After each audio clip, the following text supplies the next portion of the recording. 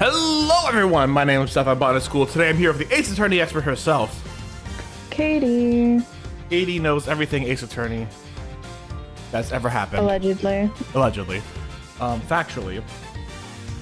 She knows why Phoenix Wright and the Orca get into a romantic relationship later on. Phoenix Wright and who? And the Orca. Yes, correct. Yeah. I am the holder of the secrets. You're the holder of the secrets. Although I will say it again. It is best in my opinion to not bring any non-existing knowledge into this game. Yeah, for sure. Either way, I'm really glad. I'm really excited. Finally, we're going to wipe the smirk off that little brat's face, like Lord Alcoda said. I'm assuming, and we're gonna find out that Lagarde was the murderer the entire time. So yeah, let's do that. Oh, let's go. Fifi Lagarde. Fifi Lagarde. I wonder if the Fifi's part of the pun or not. I don't think it is. Oh, right, the fucking birds from... I just remembered. Oh yeah, the bird. I just remembered, hey, look, bird. And then I went, why the birds multiple? Oh, wait, they're being perfectly hidden by all the UI and all of the people. Lol. That was so fucking good. All right. Verity told me everything she knows about the case, sweetie. Oh, that's Gavel's first name. The victim died in his cell, so by your logic, I would have had to have killed them there. But how am I supposed to have moved the body, especially as I never went into the prison? I was too busy with work, you see. I was cooped up in my office until right before the show began. Check if you like. You won't find a record anywhere of me having entered or left the prison proper. Oh, this is perfect. Because I don't think she knows that we don't know about the trick yet. I haven't the first harebrained idea. What harebrained theories you little scamps have cooked up, but I'm innocent. There's simply no way I could be the killer. Eustace is my god and savior. Where is... Welcome back, Eustace is my god and savior. Hey, Eustace is my god and savior. Can you do me a favor? Can you redeem the new channel point redemption? It's only 1 point, and it's titled Idiots. Just redeem that for me real quick. I think you're gonna like that. I think you'll like it too. This isn't a prank on you, we promise. Promise, it's great. It's been used to insult me a lot. Bad luck, idiots.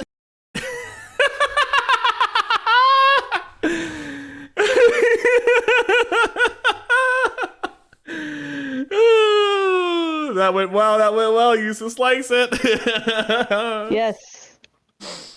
Excellent.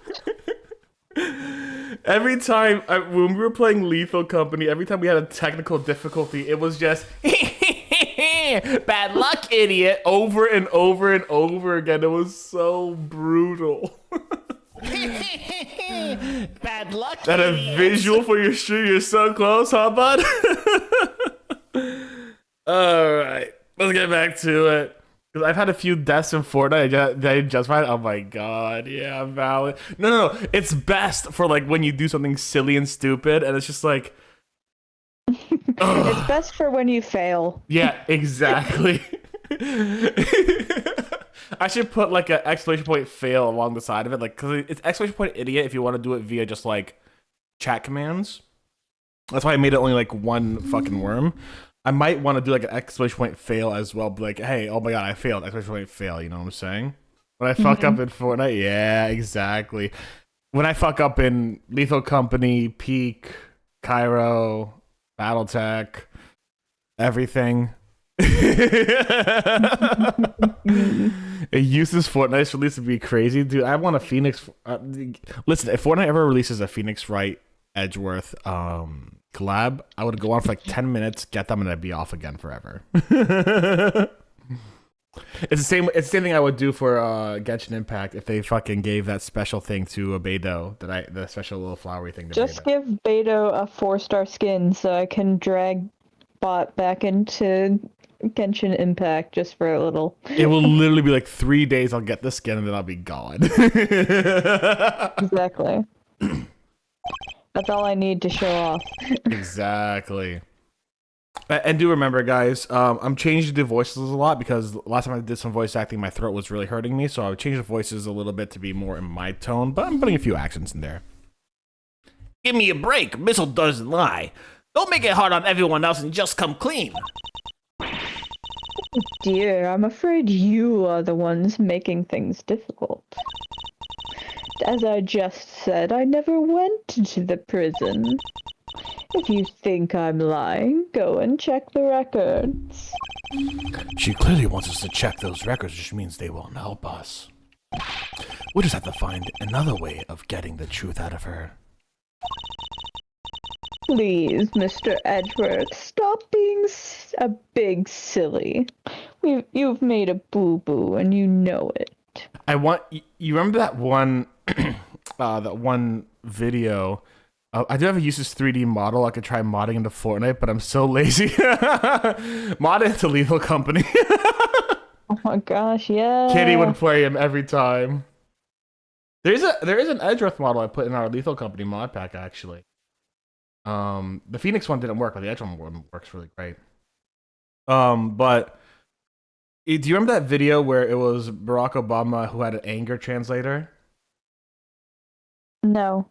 Well, there's this video of Barack Obama. He had an anger translator, and Barack Obama was talking. He's like, "Hey, I've heard your concerns.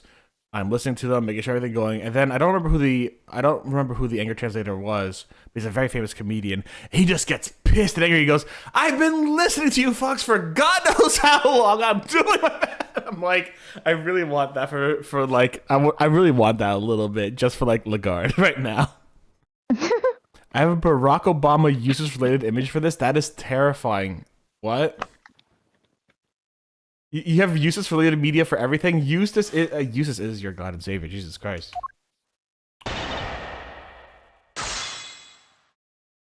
I think I should be able to,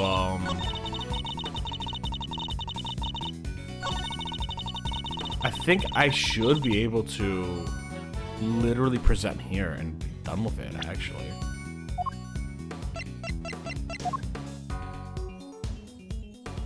Fine then.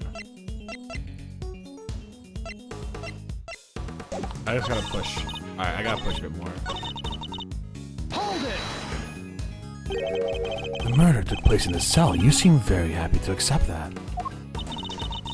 And why shouldn't I be? It seems the most likely place for it to have happened without drawing attention.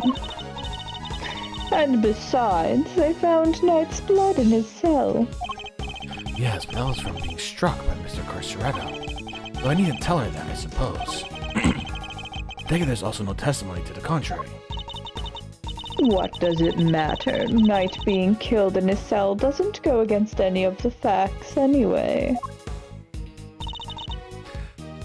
Hold it! Do you have any evidence that you didn't enter the prison? Yes, I've been saying the whole time.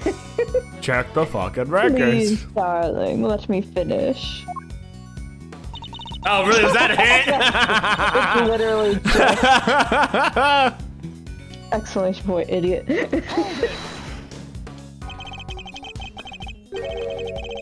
So you were in your office the whole time and you didn't notice anything unusual? No, I can't say that I did. And you didn't notice anything missing? I must confess, I'm a rather messy girl. Same, queen, same. Just love the little guy. He spreads his little paws out too. I love that fox. And a forgetful one at that. Same, I queen. put something down and it's lost forever. Same, girl, queen. Same. Girl, same. The other day, I texted Bot and I was like, "Can you call my phone? I lost it in my blanket and I can't find it." It's a curse, darling. A curse. It really is. I even lost some important evidence recently. It was gone poof just like that. What? And she still has a job.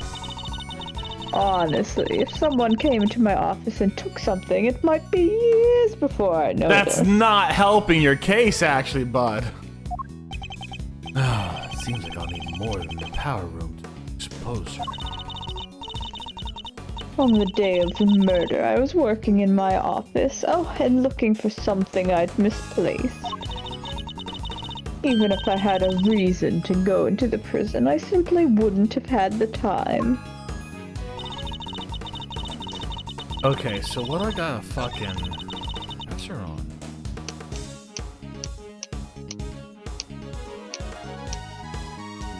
What do I gotta present? So like,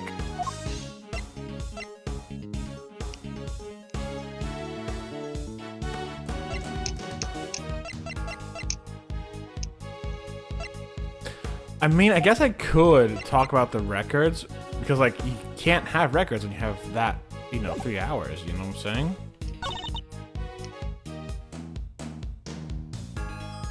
But that's not a lie. She didn't enter the prison proper. So we have to press on how she was supposed to have moved the body, right? Or we're supposed to present for that. That's my logic. Because like that's what we're looking for right now. We're looking for, that's the one thing we can contradict here, right? Because everything else is well, this too actually. This we could present evidence on too. So it's these two that I think we can present evidence on. Let's just start with this one.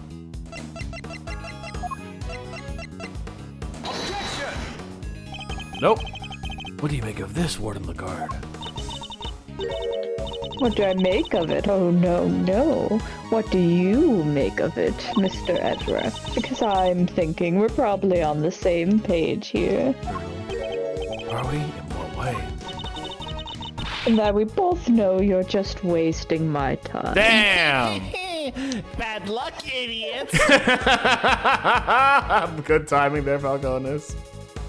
I got idiot just as you said. You're just wasting my time. Alright.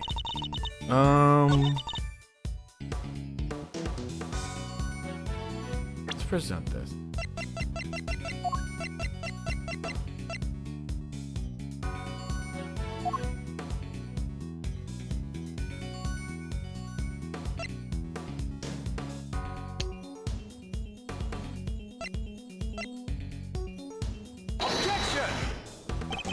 No.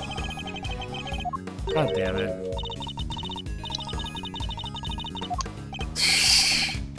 She's pulling a, oh my gosh, she's pulling a, what's her name?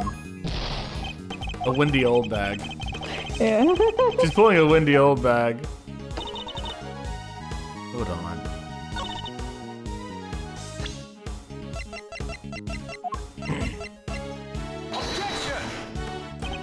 Really? Yep. Fuck them, what is it? Did you present the tunnel on this statement? Oh no, I didn't. That is one I could definitely do.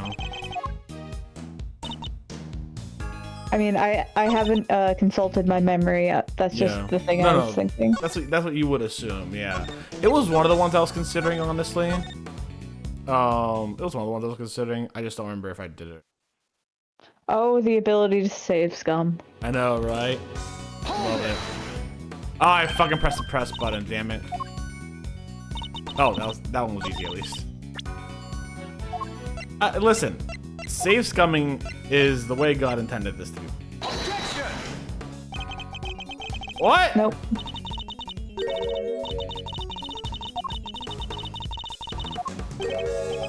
Let's see. Hold on. So that was on, but how am I supposed to move the body? Especially since I never went into the prison. Let's see. What are the other statements again? So we have the victim died in a cell. Victim died in a cell. We could try and argue that he didn't die in a cell. No. That wouldn't make sense, because he kind of did, didn't he? Did he? Yeah. Did he? He did, didn't he? Did he? I don't remember. Pretty sure he did. What would point to the contrary on that one? I am wondering, do you want me to say what I'm thinking? Yeah, say what you're thinking. Since I haven't looked yet. Because, like, I don't want to, like, cheat too Say much. say what you're thinking. I think maybe since his body was, like, dangling over the well, maybe he had to be killed, like, out here. Because his body was chilling there. Like, why would you tie it up? Why would you drag him to, But you would also have the, apples. The apples. He was in the fucking apple cart for a little transfer. He wasn't in the apple cart. The apple cart was blocking the security room doors, but yeah, that would beg the question of... Well, no, I bet there's security cameras out here. Yeah. But I don't know. Yeah, because, like, what my mind's thinking is, like, oh, the apples are all gone. Oh, but, no, they said she might have eaten them. Okay, let's try this. Yeah. I'm probably wrong. Yeah. God damn it. You want me to consult my memory? Sure, but don't tell me yet. Don't tell me yet. But Okay, consult it, but consult don't tell me my yet, yeah. Yeah.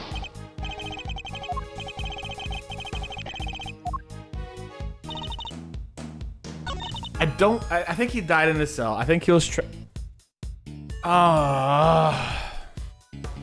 you know what? I'm just gonna present the trap on here. Nope. So guys, if you ever played Ace Attorney before, you know that there's always one or two parts in each game where you just present everything on every single fucking thing, you know?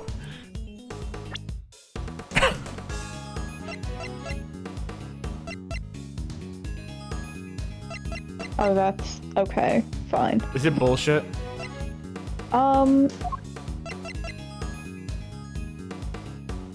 You It sounds like it's a haven't little bit investigated her statements enough, is what I'll say. Oh, I gotta go through her statements again. Because I don't think you trust every single I did one. not. Judge Cavell told you everything. Are you close? Is she your girlfriend? Are you Look at smooching? Steve's darling. Why do you ask? Are you jealous? A little, actually, yeah. Well, I've only played AI too, so I don't know. I've memorized the majority of every game if Eustace was the main character. Jealous of what? I had to ask Warden Lagarde for a lot of information on the first day of our investigation. It seemed only right that I share some information in return. Oh, Verity, you do have to make it sound so awfully dry. I thought we had a lovely chat. I simply shared the truth in our conversation. It was the least I could do. I'm not sure what's going on, but these two, they're fucking. Alright, the one I didn't do was this one here. Hold it! Sure, maybe you didn't go through the main entrance of the prison. What if you took another route? Oh, come now, sweetie. Surely you don't mean that awful, filthy tunnel they discovered. Why, until yesterday I had no idea it even existed. No, you had another way in, I'm certain of it. Your rather didn't require going through the main entrance or the tunnel. Oh. Yeah. Take that! Through the fence? Warden, you took Knight from his cell and brought him to your office, which just happens to be connected to the yard. If you had a way to get through the fence, then you would have been able to circumvent both entrance and the tunnel. A gold star for creativity, darling. And how would I have gotten through the fence? The fucking warden. Extremely high fence, topped with razor wire, with thousands of volts of electricity going through it. Yeah! How's she supposed to have gotten through that? The fence's electricity supply can be cut off from the power room. And only you have the keyboard, but no one but you could have done it. But she started from her fucking Utterly ridiculous. The power room is on the prison side of the yard. Which is a very bad place to put it. Warden Lagarde was on the detention center side. How could she have even reached the power room? Exactly, Verity, darling. Well, clever puss, you've dug yourself a real hole now. No, that was Incarceredo there. He dug the hole. I forgot he was there. Yeah, he's always here now. There's no record of Warden Lagarde having entered the prison proper. The idea that she could have shut off the fence by using the breaker is out of the question. But there must be some way she could have done it. Take a deep breath, big guy, lose your cool, and you've lost everything. If we don't find a solution, she might still wiggle out of this. Hey, I said, take a deep breath and not freak out and completely lose your cool. There's nothing to be gained by banging your head against the same wall, yeah? No matter how you look at it, Warden Lagarde couldn't have done it alone. Mr. Edward, if you cannot find a...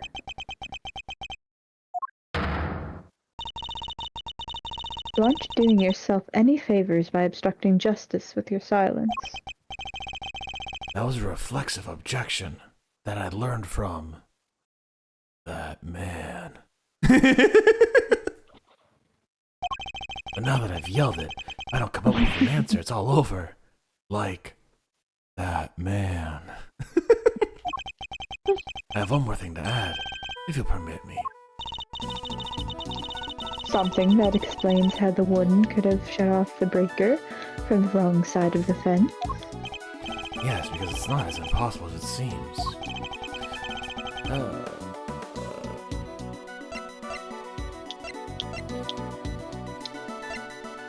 My guess is the right answer is an accomplice.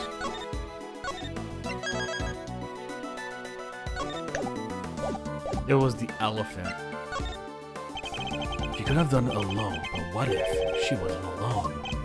Ooh, now we're talking. Way to flex the old gray matter, kiddo. I believe that Warden Lagarde had an accomplice. Enough, you disappoint me, Mr. Edgeworth. What do you mean? Mr. Edgeworth said nothing wrong. The inmates of this prison are all issued with security bracelets. The ones that raise the alarm if people go where they're not supposed to. Ah! I see that you have realized your error, and we are, of course, within the prison grounds. Where not only are the bracelets worn, but even the guards surveil each other for signs of wrongdoing. And despite all that, no one noticed Mr. Carcerato's escape. The only ones who are free to roam are the animals. They most certainly could not have operated the breaker. Man, I don't know. One of the animals could clean up a crime scene. Canis walks in like, Helmut could have done it. Yes, he could have. Canis is just like, don't you dare insult my precious Helmut. He could turn off a breaker and rewire the entirety of the prison. Yes, he can. Yes, he can. Helmut has a bachelor's in computer science. Helmut built me my computer rig that I currently play Fortnite on.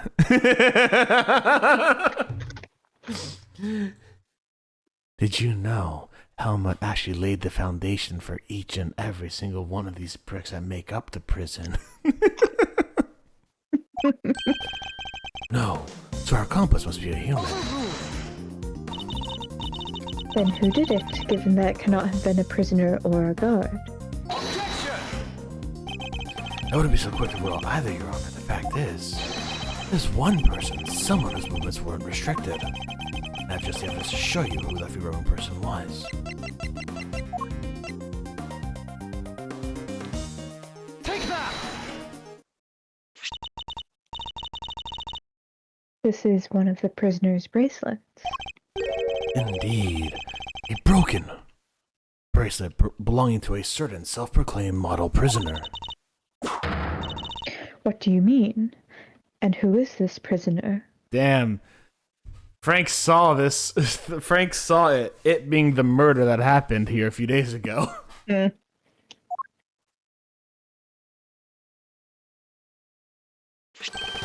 Frank saw it. Warden Lagarde's favorite inmate. Okay. That's a new face. Licky. Girl, give your dog some fucking salt licks or fox What's a stuff. fox? Whatever. Or not a fox, a ferret. That looks more like a fox than a ferret. I've seen a ferret. Ferrets don't got that big fluffy tail back there. That looks like an Arctic fox. Hold on, I'll be right back in a second. Sorry. No worries, no worries, no worries.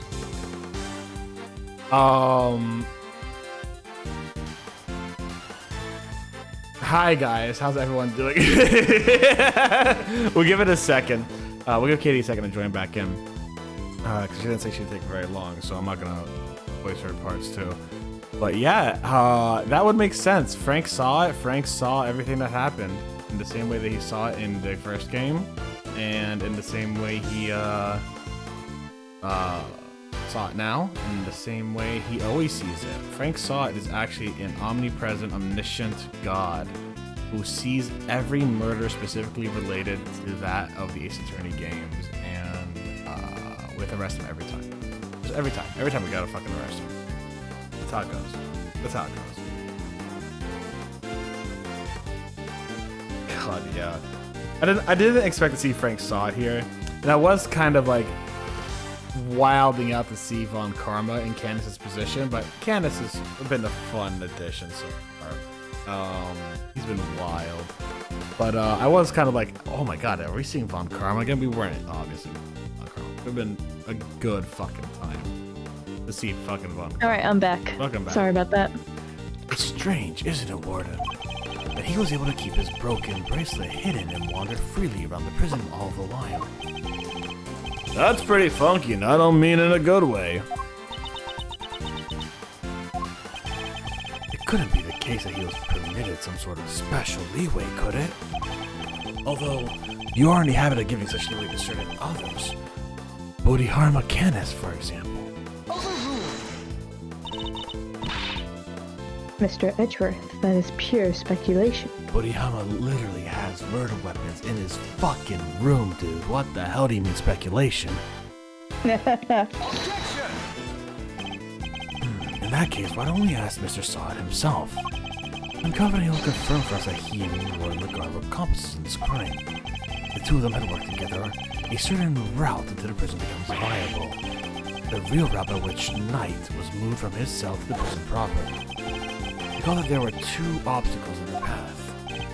First, a security camera outside of Knight's cell. Second, electrified fence of guards. She was able to remove both obstacles in one fell swoop, by having Mr. Sod shut off the corresponding breakers. All right, Mr. Edgeworth, you've had your fun. And you still deny it, Warden Lagarde. No, darling, you got me, I admit it. Oh. Warden, tell me this isn't true. Gavel's for the first time realizing people can be corrupt. And they're not the people she wants to hit with her gavel.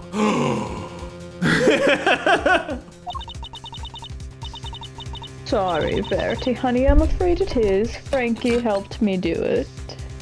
I feel like she's gonna say, but I never murdered him. I only let him see the alligator for fun. No way! Did it, Mr. Edgeworth? You got her. Nice shooting, cowboy. She won't be wiggling out of this one now. As Mr. Edgeworth said, I had Frankie switch off the breaker. But we didn't kill Knight, did we? No, sweetums. No, we didn't. Yeah. She's gonna say, like, we brought Knight out here for a tickle fight in the middle of the yard, and then he died. What? Warden, explain yourself. Oh, Verity dear, I doubt your precious goddess will want to hear my excuses now. She is all merciful, but you have to confess, and you have but to confess, and you shall be saved. Yeah, see, no. Oh gosh, all right. I was being threatened. Oh.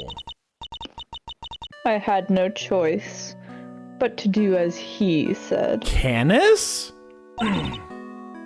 Who's he? Bodhihama Canis.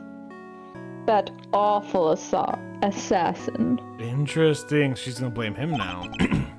Canis, How long has it been since that awful man came here to my beautiful prison?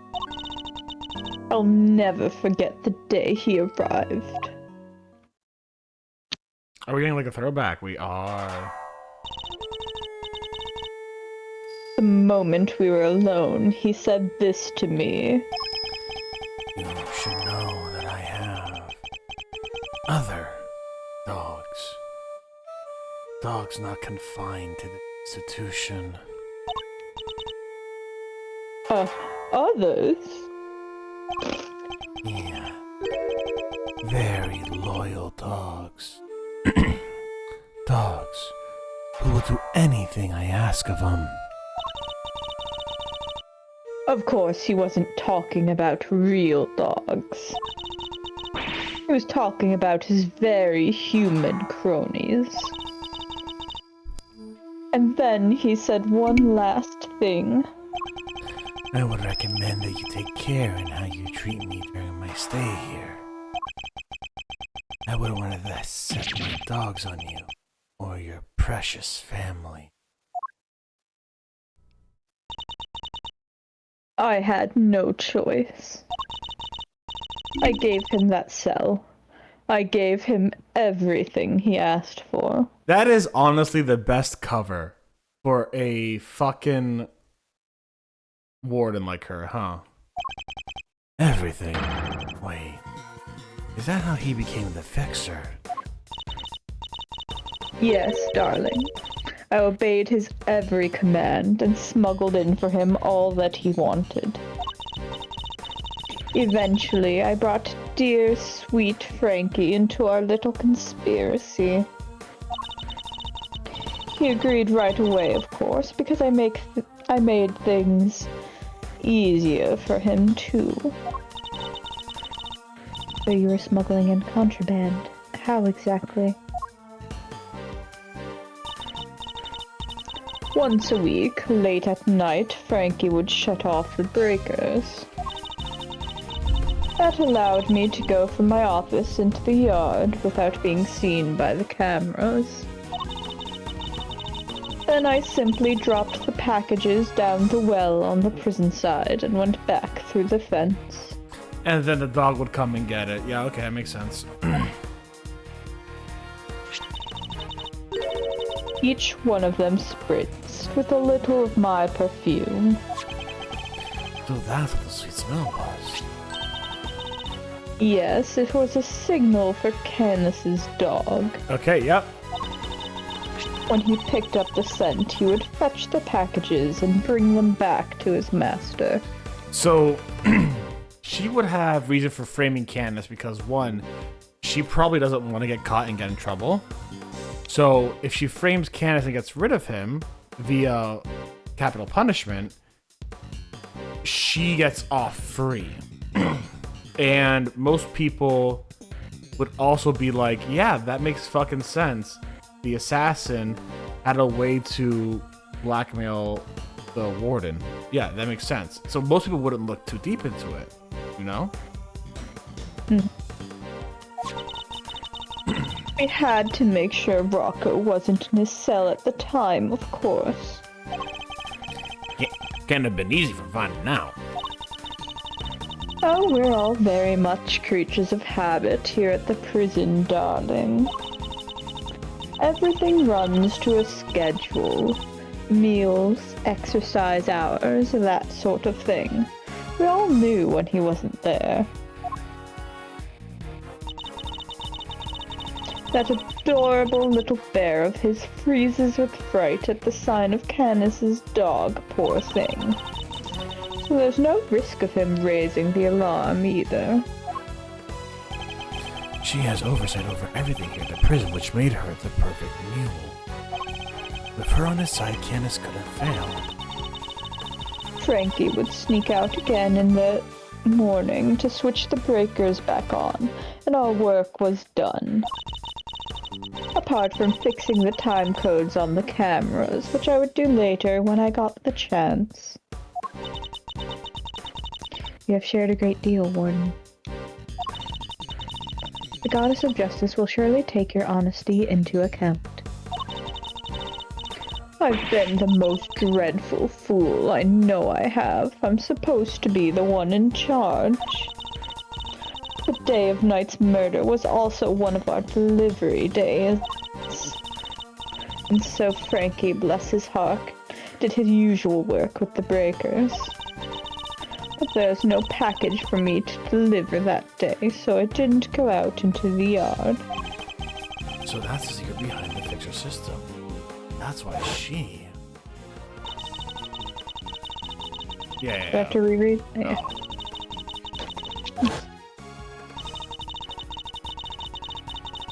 Yeah.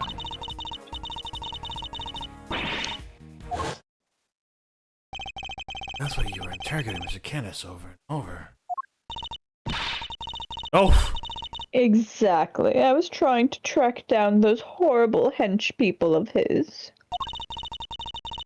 I borrowed everything the police had on that rotten scoundrel. I watched his every move, intercepted every letter he wrote. His letters, then I suppose she must know about his correspondence, chess games too. But no matter what I did, I couldn't turn up any clues as to who his underlings were. Living in fear like this, oh, you just can't comprehend it. As you have just heard for yourself, Mr. Edgeworth. The words of Warden Lagarde's confession have cleansed her of all suspicion. Not quite. Surely there's no need to hound her any longer. But Has she really been cleared of all suspicion, though? Or is there more to uncover? I'm sorry, Your Honor, but this confession isn't over yet. And I think the Goddess of Justice would agree. So you mean to make her suffer even more than she already has? not very objective of you, Miss Cavell. Or she was suffering under Canis. Does nothing to prove her innocent in Mr. Knight's murder. She made herself as she knew of and even facilitated the so-called fixer's delivery routes. I believe she used the same route to move Knight's body. And where is your evidence, Mr. Edgeworth? And the fact that the sweet smell of Knight's body is the exact same as the scent on board Lagarde uses to signal delivery. What do you make of that? Well, that's because... we've done it so many times by now that the whole well probably smells of it. Some of it must have just rubbed off on his body. Harp on him.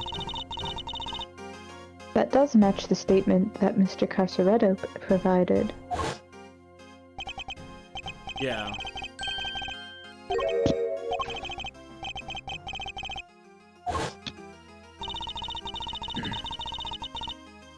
His words would seem to suggest that the smell had permeated the well. You've been rendered speechless, I see. I hereby move to adjourn this session of the court. No, what do we do, Mr. Edgeworth? Can I do this? Is this as far as we go? Finally, so we're actually done. I did all the work. I'm so good at my job. I'm a winner. Yeah, I'm so cool. And I am so awesome. You sure are, Eustace. I love you, buddy. Give me a Reese's Pieces cup now because I did so good. And I want my Non-Reese's Pieces coming iPad. directly to you. I want my iPad too. And my binky. No, you've already had your screen time, Damn it. but you may have a Reese's. Yes, Eustace, it seems we are. By the power vested in me, this court is adjourned. I'm waiting for, please, Fender, come in for a second, bud. No? No?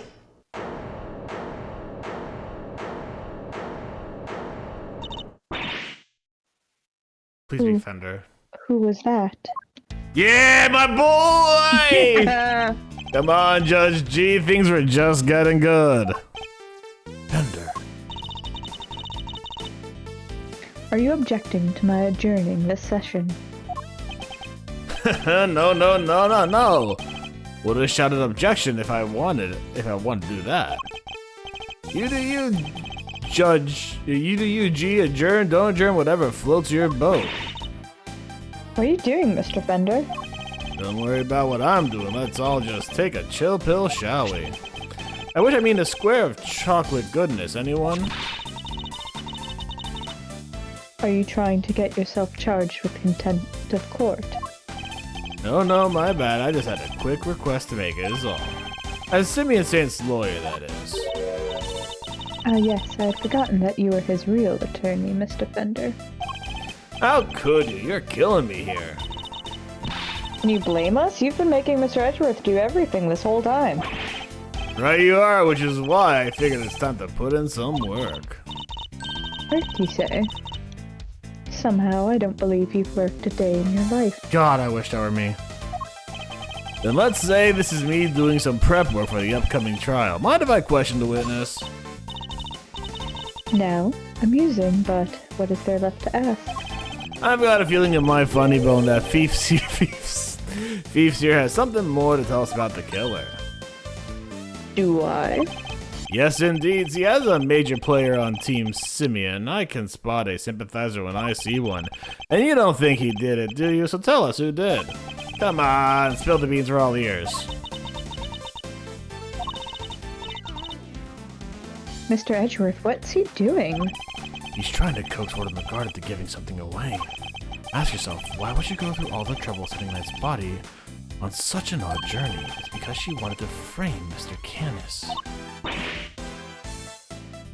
She did? No way! If he was convicted of committing murder here, that would have been grounds for a transfer to another prison. Most likely a more secure facility. And where he'd be out of her hair forever, huh? Precisely. She saw her opportunity and seized it. No. Saint can't not be the killer. That's not fair. I was all ready to prosecute him. I wanted to do my fit burp. I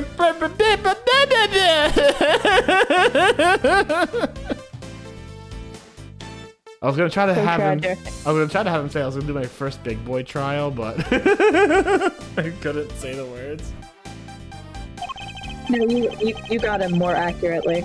Yeah. I know, right? But maybe we should find out what she thinks first. Don't want to get the wrong guy, yeah? Nice. Now Mr. Winner has to go along with it too.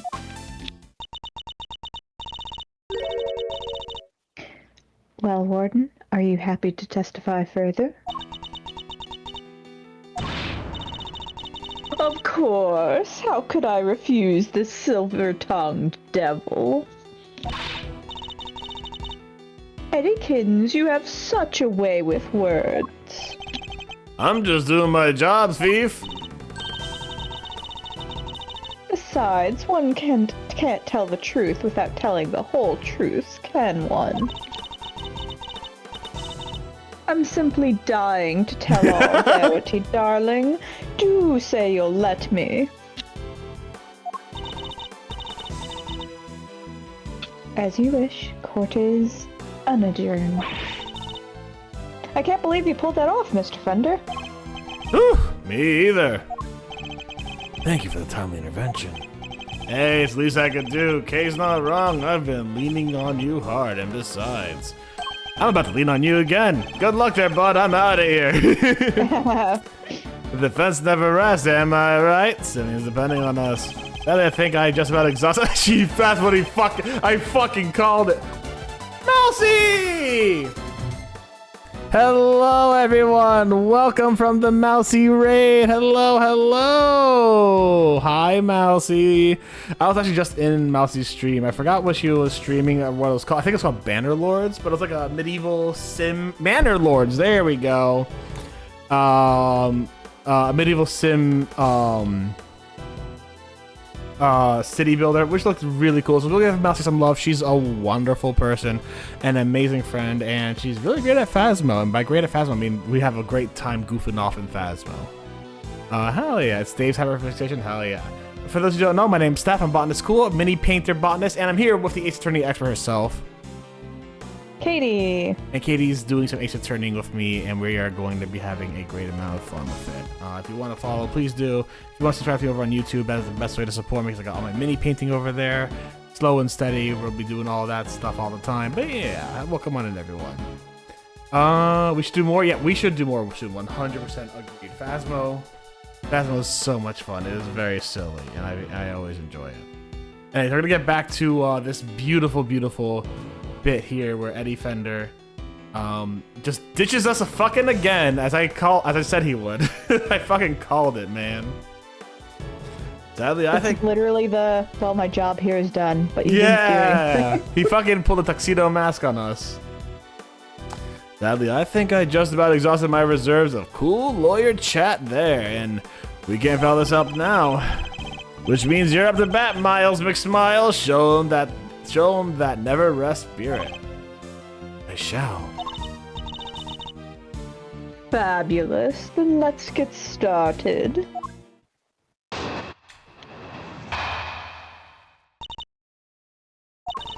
My truth.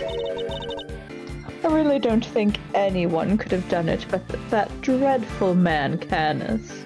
Okay, so Simeon's clear. Canis King. I say Canis, but to me that's wrong. All I'm saying is Simeon's clear now. Technically, our job's done. Yeah. Arrest Canis. Job done. There's no telling what went on between him and the victim. Perhaps he simply took a disliking to him. He's certainly the type. But whatever the sordid details, it was him. He stabbed the poor man to death. Then he had his dog dispose of the body. That simply has to be what happened. The victim, Mr. Knight, yes? I did him the most terrible disservice. Yes, you killed him. Yeah,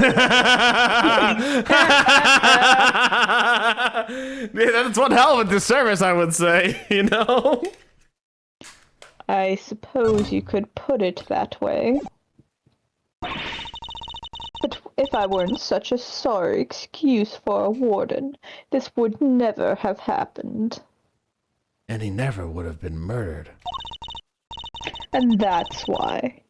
That's why I have to clean up this terrible mess. Warden Lagarde, as ever, your honesty is truly to your credit. Bitch, please. Come on. She's simping hard now. That's all I'm saying. At least I maintain a level of objectivity. You know what I mean? Say again? It's relatable. Again?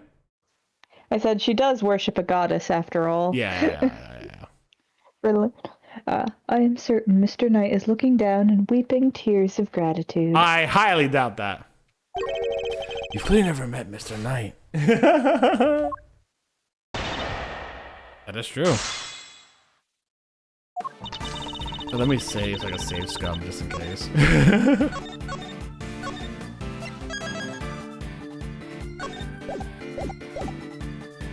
Hold it! You seem very confident in your assertion. Why is that? Assertion. Why is that? Because all the other children in my little home are absolute sweethearts. They have faith in themselves and in one another.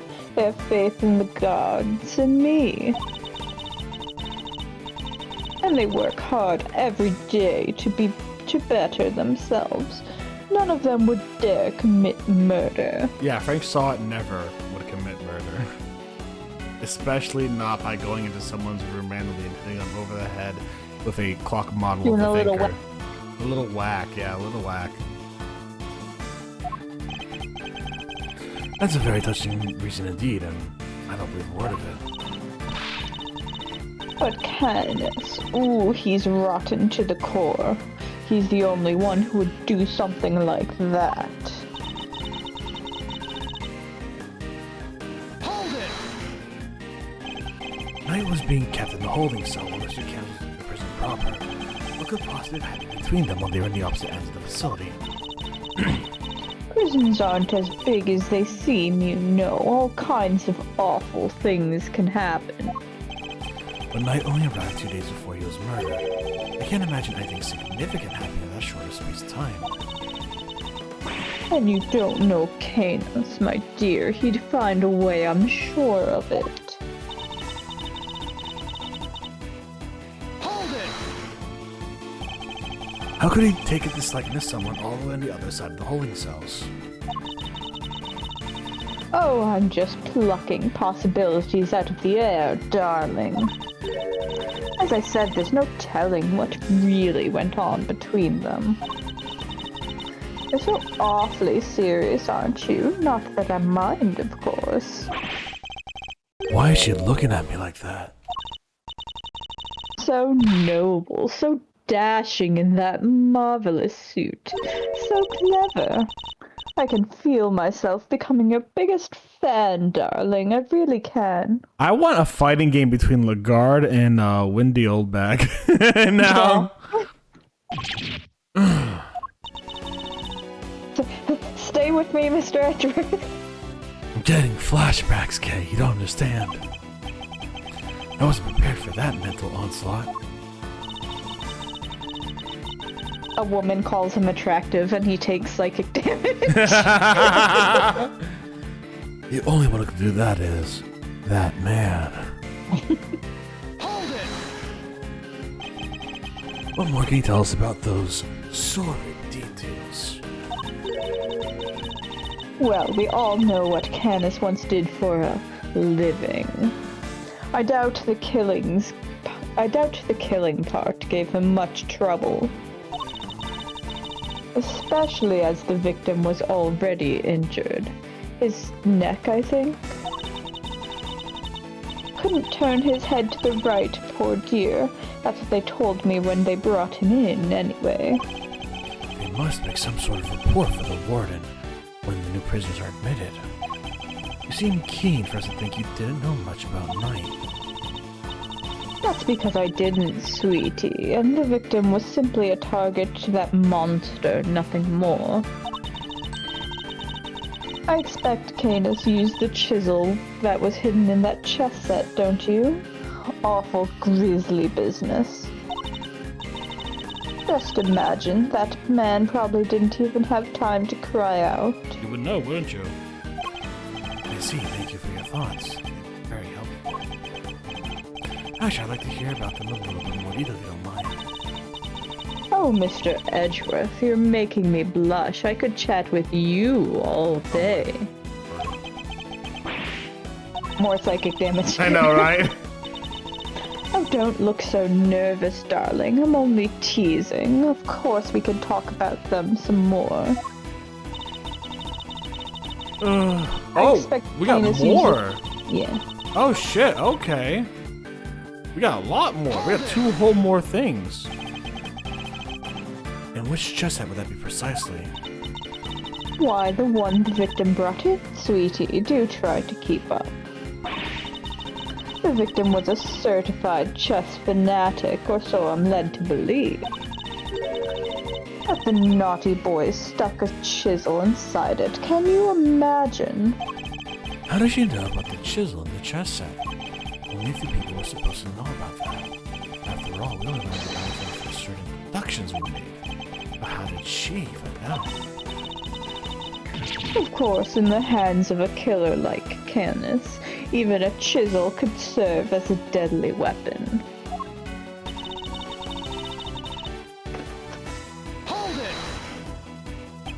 You seem to have very strong feelings about Mr. Canis. Well, of course I do. I told you what he said to me, and an absolute menace he was to interrogate. He could slither out of anything, the snake. He sounds like a tough as a rock. And that infuriating, self-satisfied look on his face when they took him back to his cell. Ah, my blood boils just thinking about it. I certainly don't blame you I on could that. kill him. Oh. Oops. The oops got me so hard, dude. That was fucking funny. That's a wild assertion right there. Hold it! Surely you're not just a dog through the body of the well. I told you already, darling. Canis has more dogs than that beastly creature. How'd they get in here? Remember, he has pets on the outside, too. Maybe you brought someone in from the outside of the prison so you could get the job. Of course not, silly. How would they have made it through security? They airdropped him from the sky. He's the so-called fixer. No, exercise that fabulous brain of yours a little. How hard would it be for him to recruit a dog on the inside? Or even plant one? Interesting. Does this dog have a name? Well, if I knew that, my life would be so much easier now, wouldn't it? Anyway, it was just a little thought. You can ponder it in your own sweet time, darling. He's a slippery one. I'm not going to be natural. That's not the question, it seems. What in the guard testimony is only a little more than some cards. There's no pressure on the right statement. All control out. Okay. So we have a few options. So I think the one that we're gonna have to do is somehow get her on the chess set.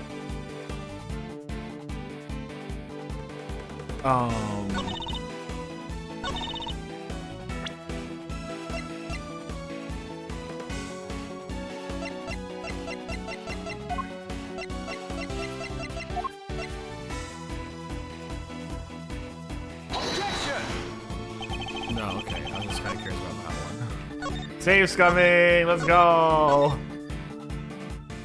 Let's go. I love save scumming. I love being a scum.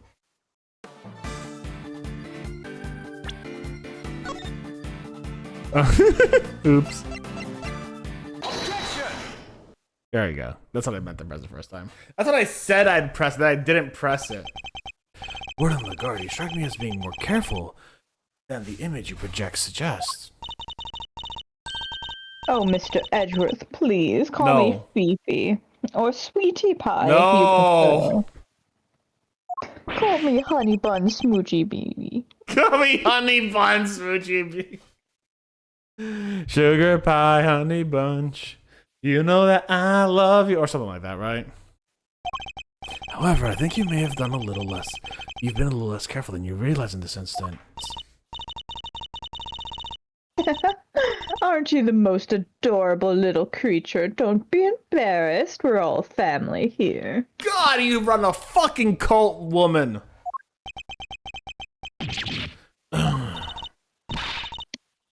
Come on, Mr. Edgeworth. Don't let her get inside your head. You said earlier that you didn't know much about night. In which case, I find it rather strange that you know about the chisel. Well, of course I do, darling. You think we don't check prisoners when they come in? You're not talking about this one, Warden. That is entirely irrelevant, and you know it. Knight didn't bring the chess set into the prison himself. It was brought by Mr. Saint when he came to visit. Knight wouldn't have had it with him when he arrived. What?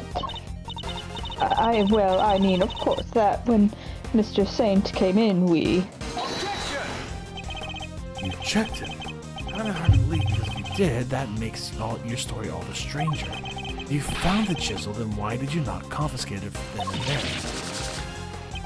Eek! Judge Gavel, did anyone tell you... Did you tell anyone about the hidden compartment in the chest set? I did not. If no one leaked our findings, then how exactly did you learn about the chisel word? Because it certainly couldn't have been when you checked Knight or Mr. Saint on their arrival. She could just say Eustace right now and everyone would believe her. Yeah, right, yeah. Fifi Lagarde is so beautiful, I like her. I mean, fair enough, Eustace. Indeed, such a thing would imply an intentional oversight if it had been found, yet let through. Precisely. So what in Lagarde? And answer truthfully this time. Where and when did you learn about the chest set? If you won't answer, then allow me. I submit to you. Alright, darling, there's no need to rub it in. You got me alright. Hey, Verity, when are you gonna be like, wow, you really didn't tell the whole truth. You're really going to justice hell. I questioned Knight. That was when I learned about the chess set. But please, you have to believe me. I did not kill him. A moment, Warden. This is a significant development. The court requests that you make a detailed statement on the record. Any objections, Mr. Edgeworth? Not at all. None, Your Honor. Thank you, darlings. I'll clear up this awful misunderstanding, I promise. Yeah, I bet you will, bud. No kissing. Very well. Go ahead, Lord Warden Lagarde, and please tell the truth this time. Your lives are starting to wear thin. This is my chance to expose her.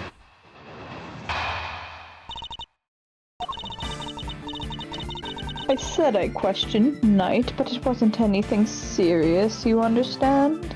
I just asked him where there was a murder weapon on this person. He's like, oh, I've got it right here. I make a point of talking to every newcomer to our new little home. Knight was no different. We just had a little chat, you might call it. After we talked, I had him taken back to his cell straight away. Wow, that was as vague as shit. The more she lies, the more thoroughly she seals her fate. It was simply a conversation with a new detainee. That seems entirely above board. We're ignoring new the part where detainee you who didn't did not have explain the anything about the chisel at all. The shivel. Exactly, Verity, darling. I knew you'd understand. Objection! Well, I don't. What proof do you have to back up your statement? I suppose we will see, won't we? Mr. Edgeworth, you may begin your cross-examination.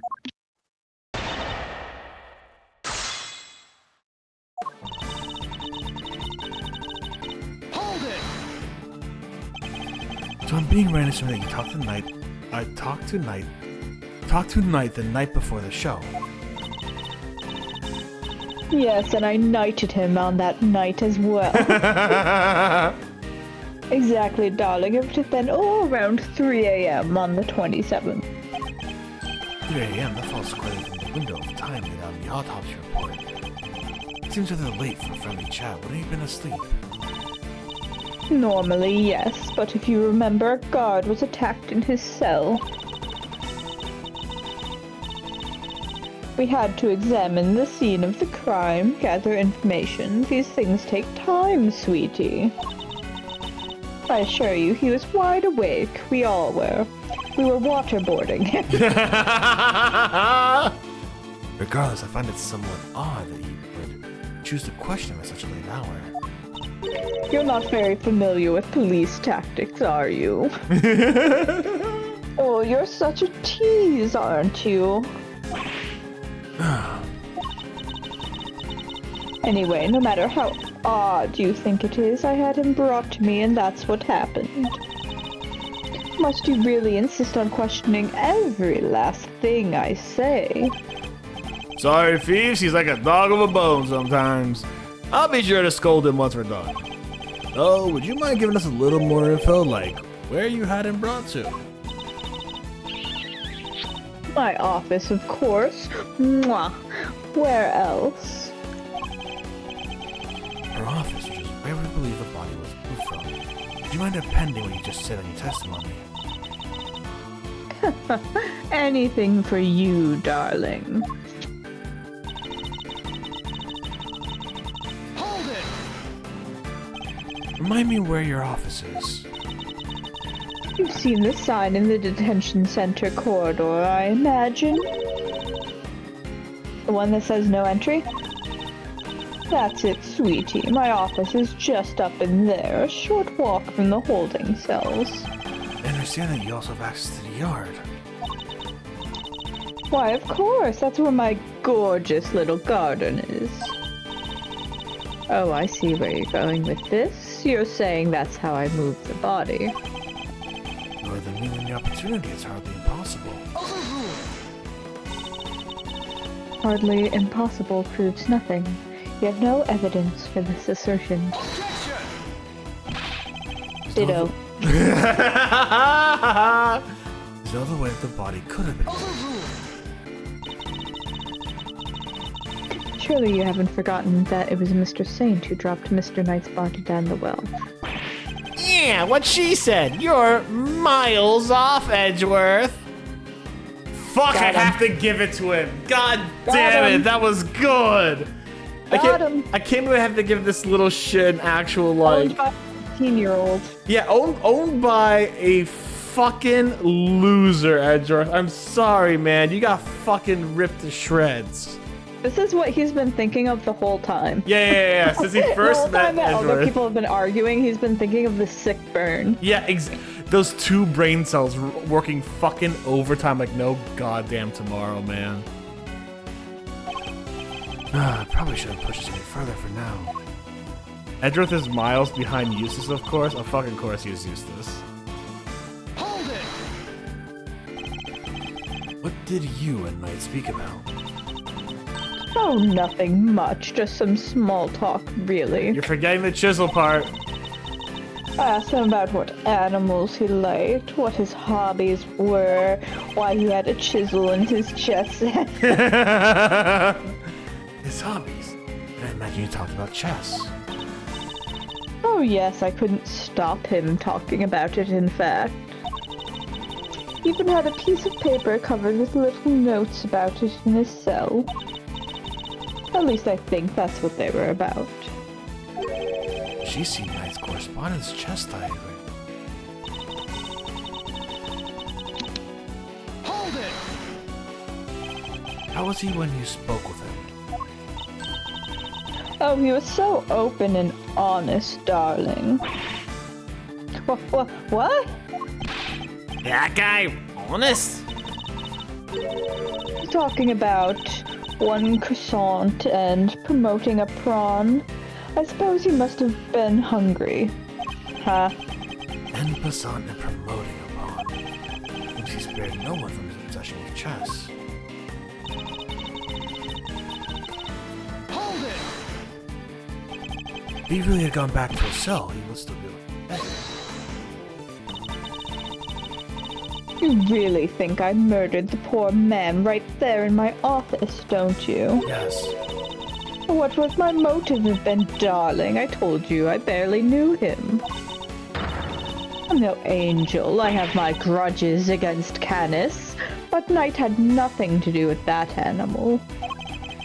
She really does hate Canis. What in the guard? I must insist that you append your statements to your testimony.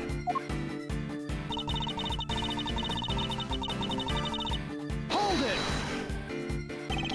You say that you bear a grudge against only Mr. Canis, is that correct? No, I despise him coming into my prison, thinking he can do whatever he wants. But he won't get away with it. I'll clip his wicked wings if it's the last thing I do. And that awful dog of his, it's a menace, completely upended the peace and quiet of my home. That fox is going Look at him fucking go. crazy. He's going nuts. He's going crazy. He's going insane, dude.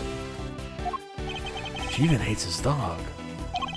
It does seem at first glance she didn't have much of a motive to kill Knight. But she hates Candace so much she probably hates anyone who has anything to do with him.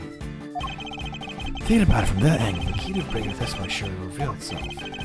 She likes to know all her peeps, huh? Pretty chummy prison warden, if you ask me. Jumpy, she killed the man detective. Poor guy would have been in cuffs, not to mention the neck brace. He was defenseless.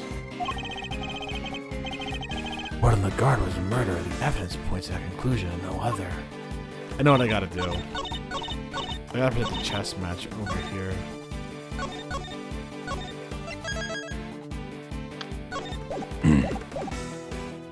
Present.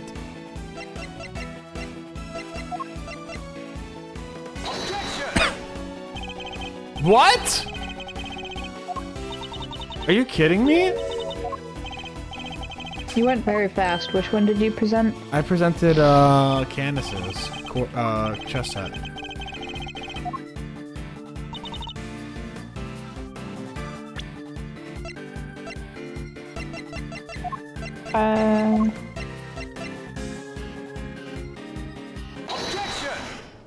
Bullshit! Fuck off!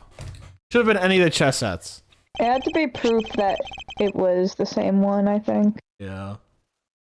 Judge Cavell, I'd like you to look at this. Notes about a game of chess. What is the significance of this, Mr. Edgeworth? It was found in Knight's cell. Which is exactly where you said you saw it too, Warden Lurgar. But you didn't just see this game in Knight's cell, did you? You've seen it in Mr. Canis' cell too. What do you mean? Oh, come now. Don't tell me you haven't taken a look at the chessboard in maximum security. Imagine you watch his every move like a hawk. Or rather, I imagine you feel that doing it so is your only option. If she wants to find out who his cronies are, right? Personally, interrogating your own prisoners is highly irregular to say the least. But, as you said, Mr. Canis is threatening you. He put your precious home at risk. That's why you took it upon yourself to question him. You wanted to find out who his dogs were. And so what if I did? You also told us that you read his letters, which means you must have known about one key fact. You knew he was playing correspondence chess. Ah! And then, who should appear but Knight, carrying with him a diagram of a very particular game? We ourselves used a diagram to infer a connection between the two men. And it seems you came to the same conclusion. But in your fear, you took the reasoning one step further. You surmised that Knight was Mr. Canis' henchman, sent to kill you. Which is the real reason she had that chat with the Bronxster. If his boss wouldn't crack, maybe he would. And when you questioned Knight, you made another discovery. For there inside his chest, you found a hidden chisel. The murder weapon itself. As far as you were concerned, the chisel meant one thing: Canis. Thus, you convinced yourself that Knight was working for Canis, and that's why you killed him. I see you have no more excuses. Judge Gavel, your verdict, please. Much as it grieves me, there would appear to be little room for doubt. I hereby give my verdict. Bronco Knight was murdered by... In the name of the goddess of justice, who is it this time? Who else?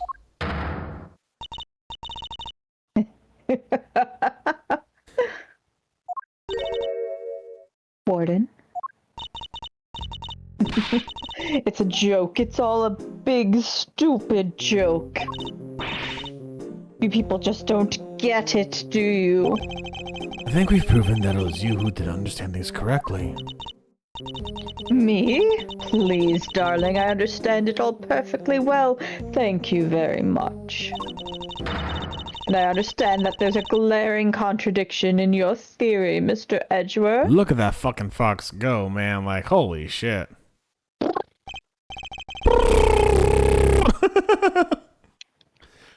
You're just grasping at straws now. I have no time for this, Your Honor. The verdict. I am curious to hear what the warden has to say. What? You're dull, Verity. I have just one last thing to say. Then Mr. Edgeworth can declare himself the winner. You rang? Does anyone remember a certain autopsy report? Of course, we received the finalized version only this morning. Every time Eustace is on screen, Eustace is just like, ha. It's like a fucking, it's like a fucking, it's just like, it's just literally Eustace pulled a Eustace. It's great. That's right, and I was listening to what you told us about it, Verity, even if nobody else was.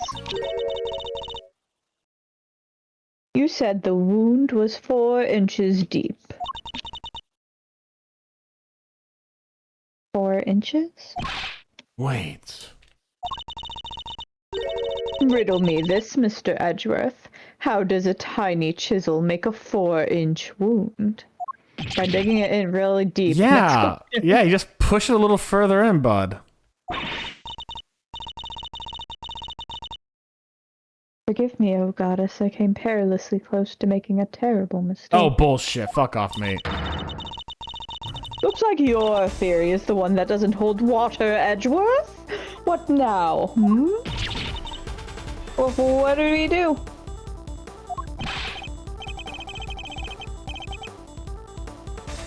It'll be fine. Miss Edgeworth always comes through, right, sir?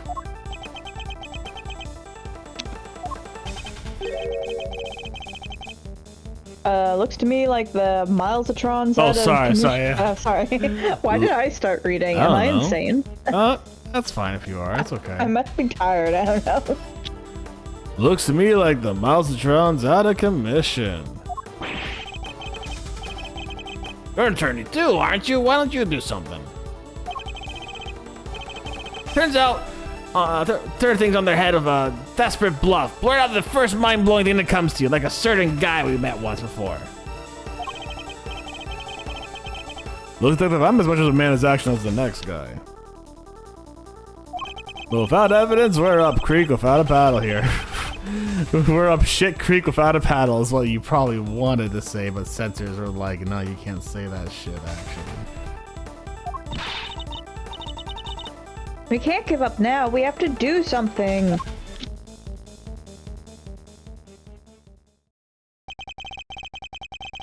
I'm certain that Warren Lagarde is the killer. The only explanation that fits the facts in this case.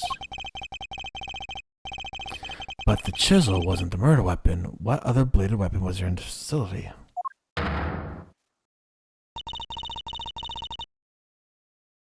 It seems we still do not have all the answers. Therefore, Simeon Saint is guilty. Nor the evidence to provide those answers. Alas, we must wait until the trial to see this matter resolved, I'm afraid. What? Objection! Oh, come on, G. You're just giving the killer a chance to destroy evidence. Overruled! Are you calling the judicial process into question, Mr. Fender? Nope, not me, nuh-uh. I tried, Miles. Any bright ideas? What is the real murder weapon? It's clearly not the chisel. Confound it. The question throws everything we've deduced out the window. Nothing to add, Mr. Edgeworth. Allow me to remind you that claims not supported by sufficient evidence are subject to the harshest penalties.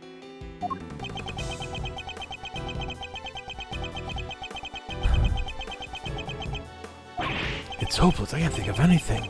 I need more time. Most of it admit it. Oh, are we gonna? Is the metal detector gonna be going off randomly right now? We can't give up now. Remember what Mr. Fender said? Defensive arrest. Oh yeah. Simeon's counting on us. Without us, he's... Remember how upset he was? He was devastated. Nobody's in more pain than him over Mr. Knight's death. There's no way he did it, but if we can't save him, who will? And what's more, he believes in us. He's sitting in that cell waiting for us to bring him some good news. And I, for one, won't walk away until we have some. Okay. Gee, Miles, your little buddy there is quite the motivational speaker. And she's right, too. When you find yourself on the ropes, think of your client. Picture them pleading with you to help them. Doesn't that make you want to fight back as hard as you can to the very end? Think of your old man, good old Gregory. No matter how bad things looked, he always find a way to turn it around and save his client. And you're just like him, right? If there's any way to force a turnabout here, you're the one who'll find it. Simeon's counting on you. Judge Cavell. You seem to have recovered your composure, Mr. Edgeworth. But if you mean to attempt a defense, I would advise you to consider the ramifications. You have repeatedly proposed misguided theories and have made numerous false accusations. Oh, fuck off. You know those misguided theories are just as bad as yours. If you do so again, I will have no choice but to judge you unfit to serve as a prosecutor. I relieve you of your badge for good. She's right. I have to put forward a number of theories that prove to be flawed in one way or another. I made some sort of fundamental oversight. Wait, you said my theories were misguided. Nothing to say. The court will tolerate no more of your time wasting. I hereby... Sir! Mr. Edgeworth! Give my verdict. That's it. I've been thinking about this the wrong way around the whole time. My theories weren't misguided. I was being misled. Defendant Simeon Saint. I think it's a little too soon for that, Your Honor.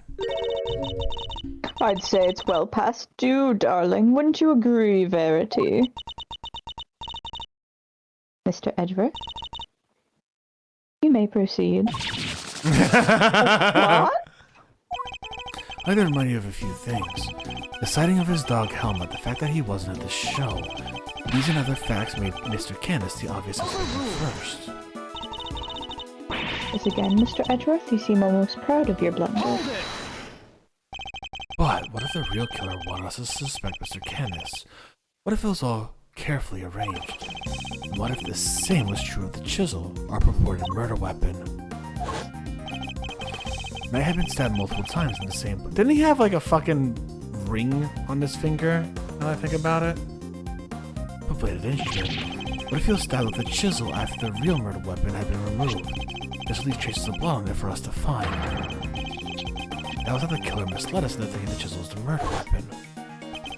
But why mislead us this way? Why indeed? I mean, that the chisel was the murder weapon rather than whatever was really used. Because it is, and I've led us on a tangent. Yep. Warden, you took advantage of what the chisel seems to suggest. What it suggested? What are you talking about, darling? Mr. Winner, if I were to tell you the murder weapon was a chisel, what would you think? Huh? Oh, I've never thought once in my life that Mr. Candace is the killer? And there you have it. That was the trap the warden set up for us. Smart boy. Eustace. He did his best. Oh, Mr. Candace has a bunch of chisels, so she wanted us to think it was one of his, right? Indeed, that was her plan from the start. To frame Bodhima Canis. Bodhima Canis. You guys should vote. What petition are you starting, Eustace? Your reasoning would... Oh, that's you. What was that? That's you. Oh, send it to me as a DM. Let me look at a DM. We can't do links here. You can send it to me a DM, or you can put it in the Discord if you want. Exclamation point Discord, and we'll take a look at it when we can. Huh? Sorry, let me check. No worries. Yeah. Okay. Your reasoning would appear to be sound. It would appear. Warden Lagarde certainly seems to harbor a deep and abiding hatred for Mr. Canis.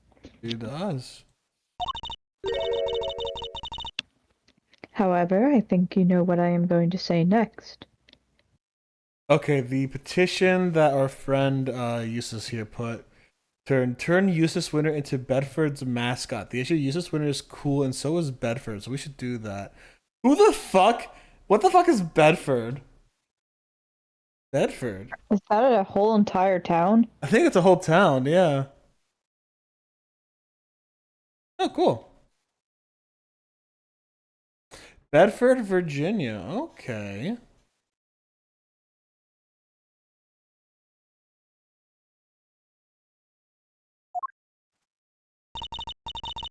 That alone is not sufficient proof that Warden Lagarde is the killer. I knew that wouldn't be enough. There's only one thing that will prove it. The real murder weapon that we know must exist. If you cannot prove your theory, then this conversation ends here. Objection! We could just find the real murder weapon. Objection! How many times do we have to go over this? We searched the prison from top to bottom. Eustace is quite correct. No other possible murder weapon has been found, so I'm afraid you're at a bit of an impasse. Objection! I can still prove my case yet, Your Honor, because it's still in here inside the prison. This would have made sure of that. The security gate? I'm glad you at least remember what it is, and do you remember what it does? Fucking get wrecked, boy. Of course I do. I'm not an idiot. The security gate detects metal. Which means you can't bring anything metal into the prison or take out. Oh!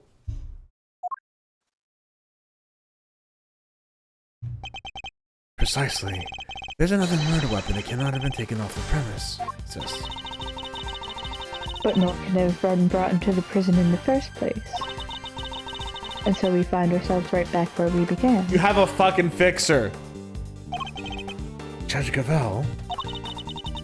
What I am trying to tell you, Mr. Edgeworth, is that if you wish me to believe that there is another murder weapon here in the prison, you'll also have to explain to me how it got here.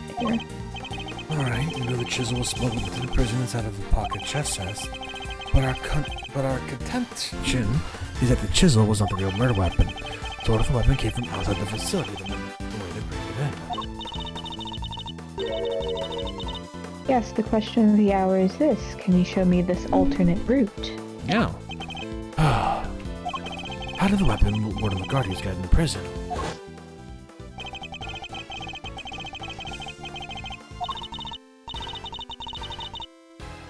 Ah. Of course, that's how. The fact that this is here shows something that the blade army could have been brought over for some. Well. Take that! Allow me to remind you of our conversation with Mr. Canis yesterday. It was one of his bells, yep.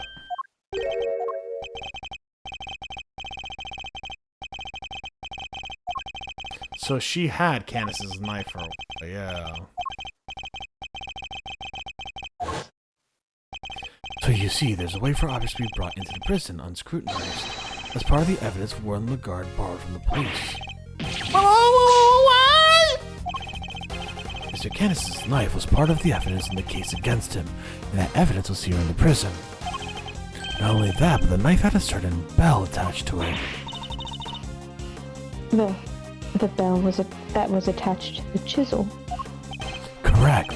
The killer took the bell from the knife and attached it to the chisel. That can't be right. The chisel only had Mr. Knight's fingerprints on it. Easy enough to explain if the killer wore gloves. She made it look as if the chisel was a murder weapon and attached a bell to it. In doing so, she made sure that all the evidence pointed to Mr. Canis.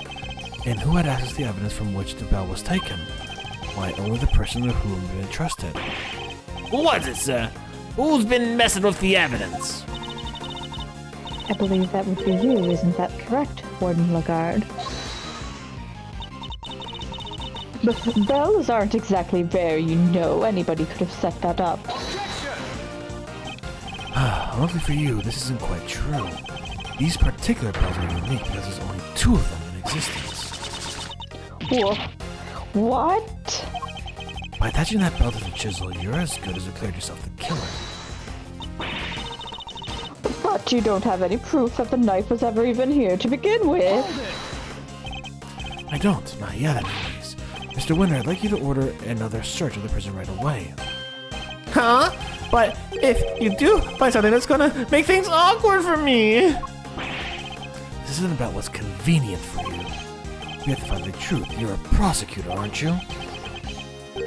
Well, yeah, but you know. This worthless excuse for a prosecutor. If I had investigation authority, I wouldn't be sitting on it. Do it, you little shit. I know, right, Falconus? Anyhow, it's not my decision to make. The warden would have to authorize it. You know full well that she will do no such thing. You have the power to insist on the search. Use it. Sorry, darling, but not without that evidence. The goddess of justice cannot bestow her blessings on those who lack the proof to support their claims. Our work here is done. The rest of this matter will have to be settled in the courtroom. No, if I give Lagarde the opportunity to destroy whatever evidence is left, I have to object. I have to stop them. What do I say? I don't have anything concrete to offer. What am I thinking? I've never been this reckless. No, I can't back down now. I've put everything on the line. I'm not a prosecutor right now. I'm an associate attorney with a client to defend. Only I can save Mr. Satan, that means. Even if my chances are 1,000,000 to 1, it's still worth a shot. It's now or never. Should I object? Nah. No. This must be how a certain serial bluffer always feels. LMAO. That man.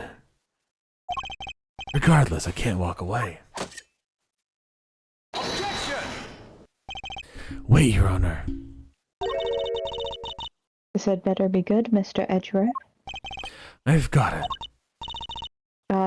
Got what exactly? The real murder weapon, of course. I know where Mr. Candace's knife is. Do you really, Mr. Edgeworth?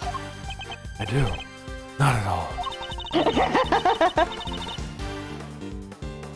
If I did not know better, I would say that you were bluffing. No! What? You would be, Your Honor. I don't know the meaning of the word. This is terrible for my heart.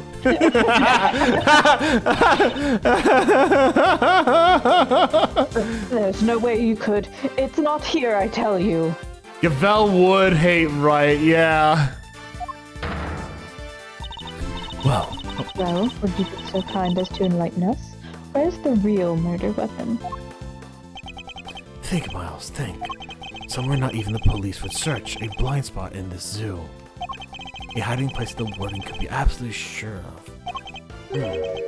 A hiding place? No. I'm gonna save this.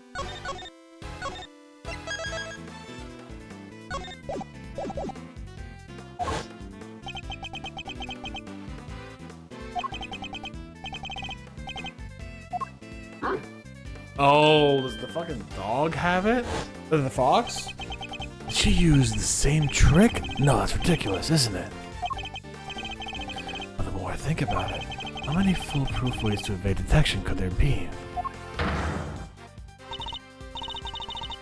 Mr. Edgeworth, how long do you intend to keep us waiting? Which means she has to lose the next prosecutor in the next game. Listen, if Judge Gavel ends up being a judge in any of the games that Phoenix Wright is a defendant in, I would fucking cackle because she would hate every moment of it. It's great. There's the faintest possibility I'm right, but if I'm wrong, we stand to lose everything.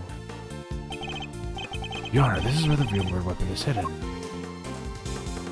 It's technically in the yard now because that's where we are at. My gut says it's the warden's office. They're pointing to the yard. So, what do you think? What? Never mind.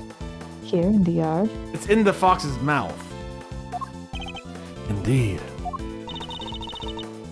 I don't believe I understand. Would you care to explain a little more?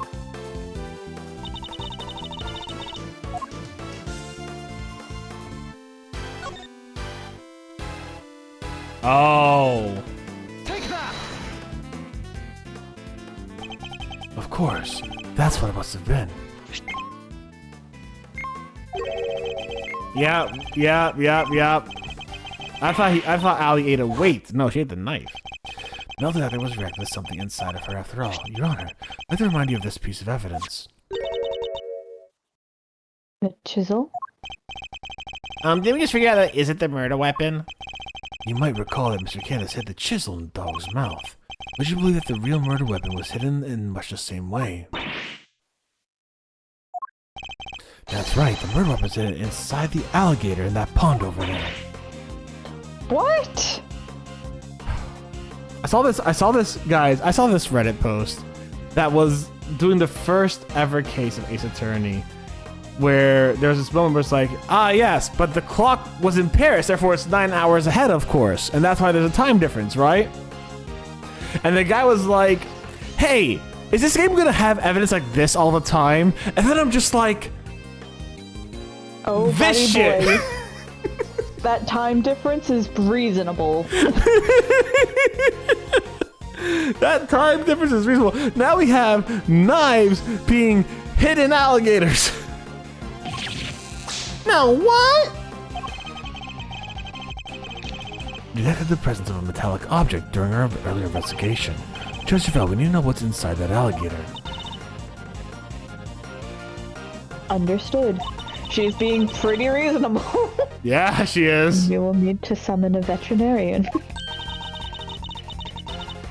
I'm sure I could get the little sweetie to open up for us. I forgot she was here, I'm not gonna lie. Hi, it's me, Regina Berry. I'd be happy to give it a try. Please, by all means. Put Eustace's head inside the mouth so you can see if he sees it. Word of the God.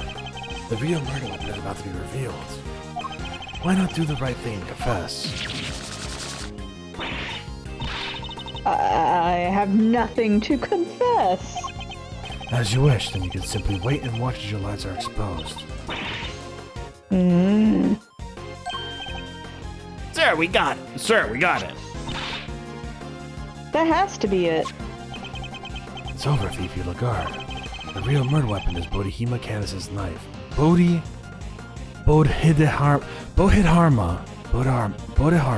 Candace's knives. Making you the only person who could have killed Bronco Knight.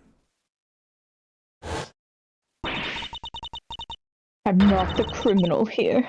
This is all Canis' doing. I did the right thing. Knight was a threat. He was Canis' lapdog. Curse that despicable man, Canis. Why did he get to come ruin my perfect little home? We could have been happy forever if it wasn't for him. He ruined my paradise on earth. He ruined everything. Curse him. Curse that pitiless butcher. That awful, terrible, despicable man. Curse him!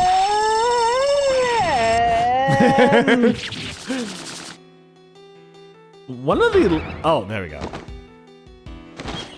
Oh, shit! They were all... Oh, now she's a criminal. That's funny.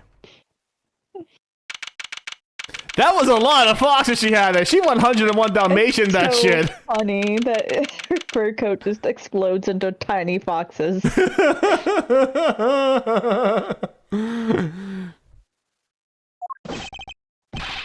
Prosecutor Thwinner, sir. The test results came back. Winner, sir. Winner. Because we've all been under a lot of stress. Traces of Bronco Knight's blood were found on Mr. Candace's knife. That was one of the, like, not as over dramatic expulsions, like reveals. Like, yeah, the background did a lot of fucking work for her there, and the fucking fox thing was hilarious. But like, that wasn't the most dramatic. But I appreciate it. I think it was dramatic in the whole new way of Candace being like. I mean, we're on case 2. That's true. Fuck right. Just like you said, sir. Congratulations on your stunning victory. Thank you, officer. Excellent work. You can continue complimenting me if you like. Yes, sir. Winner wins again. I think I'm welling up a little. Rage.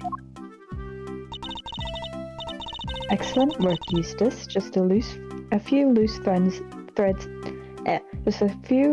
to tie up and we're done. Huh? What are you talking about? I'm about to go kill Simeon Saint for being a murderer. And he never got smacked. He never got smacked. He needs to get smacked. I just solved the case, didn't I? You gotta confirm whether or not Knight really was working for Mr. Canis. It'll be vital to know if Word on the Guard was simply jumping to conclusions on that front. Huh? Huh? There's Clueless and then there's you. Well, I guess we better get back to our investigation. Alright, officer, you're with me. You're about to see the winner win a whole lot more. Prepare for witness fierce rate. Yes, sir. I'm right with you. I can't wait to watch you at work. It's winning time. It's winning time! Let's go! It's winning time. It's winning time! It's time for me to win! So fucking stupid. I want to wring his neck. You're going the wrong. Yeah! I expect this case will cause quite a stir.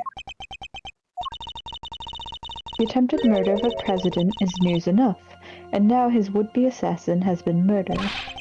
But Knight never sought to kill the president in the first place. The truth is not always as important as it might seem, Mr. Edgeworth. Wow, you make a shitty prosecutor. And judge. I'm not a prosecutor. In the eyes of both society and the law. How can you even say that? You do not have to believe me, however. As a prosecutor, Mr. Edgeworth is obliged to accept that this is the reality of the world he operates in. Being a prosecutor is more about proving people guilty. That's what I believe. We're all free to believe as we choose, but the law will not be toyed with for our own personal goals. Like you're doing? If you refuse to accept this, then you must prepare to suffer the consequences. Gee, where have I heard the constant blabbing about winning? Don't listen. I would not insult Winner by comparing him to that guy. Okay, that's a little much. What does that even mean? Wait, you're not going to take his. Is what? Finish the sentence, Gummy. I'm afraid I must be going now. Farewell, Mr. Edgeworth.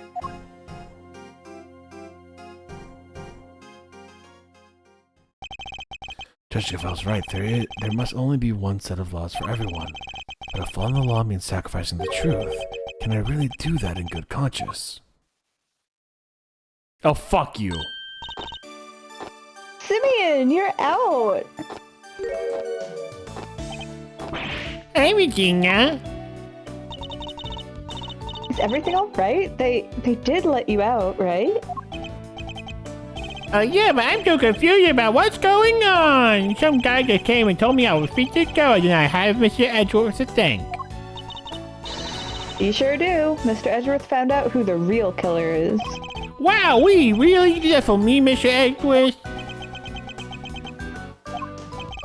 Eep, oh no, stop staring at me like that. I'm innocent, I swear, don't pull the rug out of under me from now. Stop it, silly. It's true. He saved you. So say thanks already. Fucking hate this guy so much, actually. Listen. Simeon Saint has the perfect aura to punch. Like, I do not know who You I just want to fight everyone in this game so far. Yeah, I don't know who I like least, Winner or Saint, honestly. I have to deal with Winner in future cases, though. That's the big issue of him, right? Okay, thank you, Mr. Edgeworth, thank you. And a great big Regina, Barry, thank you from me too. Mr. Saint talking directly to me. Small victories, I suppose. Can I just one Mr. question? Sure. I'm actually an attorney, though. I thought Bronco was my friend. No, my best friend. I trusted him, but now... Now? Well, it's just I never knew. I never would have believed that he could hate someone so much he wanted to kill him. If he kept something like that from me, then he never trusted me, did he? That's not true, Simeon. Of course he trusted you. No, he didn't. If he hadn't, he would have told me. He would have told me he could kill people. And I could stop him by doing all my big manly stuff because I think I could stop a brutal killer. I told him that hate never... that would not have helped, bud. He could have let go of all that stuff. I think you're forgetting something. Fuck. What? Oh, fuck, I don't know what it is. I could double check, but I think I know what it is, but if we want to make sure that we don't mess up. I'm 90% sure it's the chess set, but do tell me, yeah. Yeah, it is the pocket chess set. That's what I thought, okay. Take that!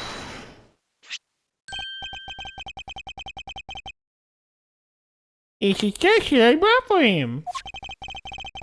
Knight had hidden a chisel in it. So, in a way, you brought him the murder weapon he would always need. Well, no, the fake murder weapon. Yeah, but, you know. I imagine he meant to use it to escape. What? You mean you were using me? Yes. No, he believed in you. That is a twist of logic for sure there, bud. That's a twist of logic for sure. You knew he could count on you to bring it, and that you would never be so untrusting to look inside. That's a twist of logic there, bud.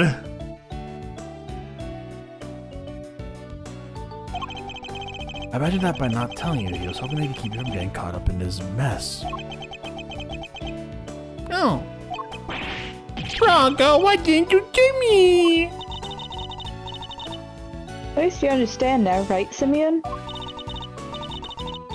I'm sure he does. He may not show it, but Simeon's no dummy. Yeah, okay.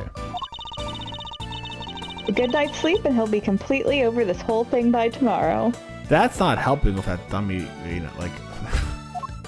I mean, he rigged a whole thing to go flying through the air. He's actually quite smart. The engineering-wise, sure, but there's different kinds of intelligence. You can be a dummy in one area, you There know? sure are many types of intelligence. That's not as complimentary as you think it is. Thank you, Edgeworth, for being on my side on here. Sniffle, sniffle, I'll try. I have to for Bronco. I have to show him I can become a best animal trainer out there. That's the spirit. You're never gonna beat the trainer, are you?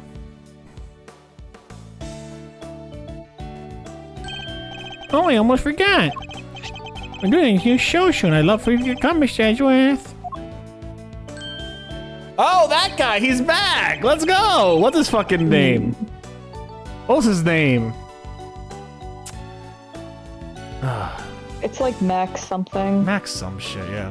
I'll be joining Regina on stage for this one. That's right. The Very Big Circus is the biggest, most fabulous event in town. You'll have oodles of fun. Sounds great, doesn't it, Mr. Edgeworth? Come on, we have to go. Well, I'll think about it. All right, Simeon, we've got some training to do. I think it's time you and Regent got acquainted. Regent? What? Regent the tiger? No way, I can't. No. Oh, you'll be fine, silly. You've never met a nicer kitty cat. I can't. Be with me. Don't his voice, thank Christ. Another satisfied customer. Oh, that was really something, Smiles. Talk about pulling it out of the bag. Couldn't have done without you, Fender. Without your timely intervention, she would have gotten away. Besides, I have you to thank for even being able to investigate this case in the first place. Oh, stop it. Pat me on the back any harder and you're gonna make me blush or topple over. It would be asking too much for you to take this seriously. Seriously, Miles, my friend, I'm always serious. Anyways, how does it feel to save an innocent client? That's what it means to be an attorney, after all. To be an attorney, like that man. Gotta say, I had a blast. Reminded me of the good old days. Like Gregory was standing there right beside me. It's been like a zillion years since I felt this warm and fuzzy on the job. Good? Bittersweet? I'm not sure. Say, Miles, you ever thought about going into the defense game full time? Fuck no. That was annoying as shit. Are you kidding me? Excuse me? You know, pick up where Gregory left off. Get out of there and actually help people. Hey, pal, don't get any big ideas. Mr. Edgeworth ain't about to switch sides. Why not? Coming over to the light side's all the rage. Everyone's doing it these days. Come on, Mr. Fender, you know it's not about that. Chill, team, chill. Don't get twisted. I was just asking for a perfectly innocent question. No, you weren't. The heck you were. The heck you were. Looks like you got a mean defense team there yourself, Miles. Fender, I'm a prosecutor. Yup, and I'm an attorney. You can be one too. I'm serious. Well, I've said my piece. You change your mind, you know who to call. I'll be waiting. This come out before or after 4?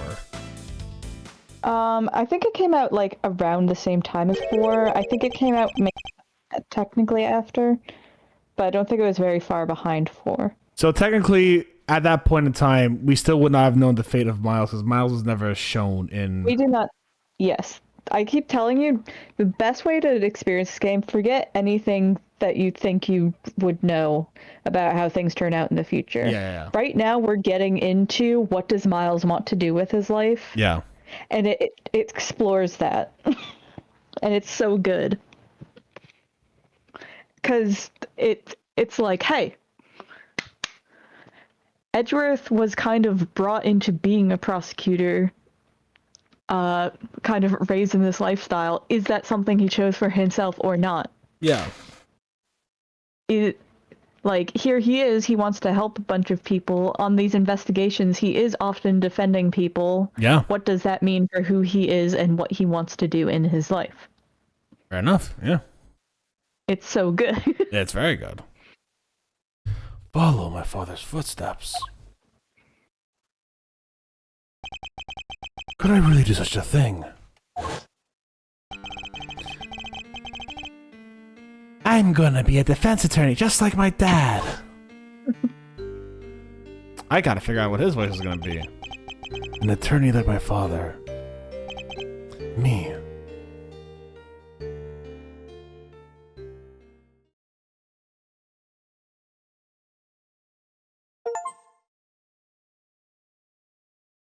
You got it!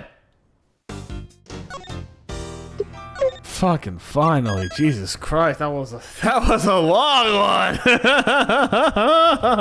Buckle up. I'm curious what the next one's gonna be, because I know I in general. Do you want to like dig into it a little bit, or no? Oh shit! The next one we're gonna be playing as. Okay. The next one is a long one, and we sure do dig into some stuff in it. We're ahead of the Turn next- about Legacy.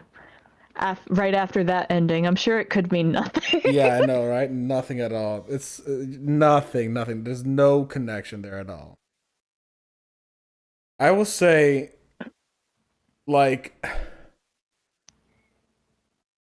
there was something I was going with before that I was like, I should bring up after. That was like something that was interesting to me. But like, you know, I see exactly how this game was supposed to play out.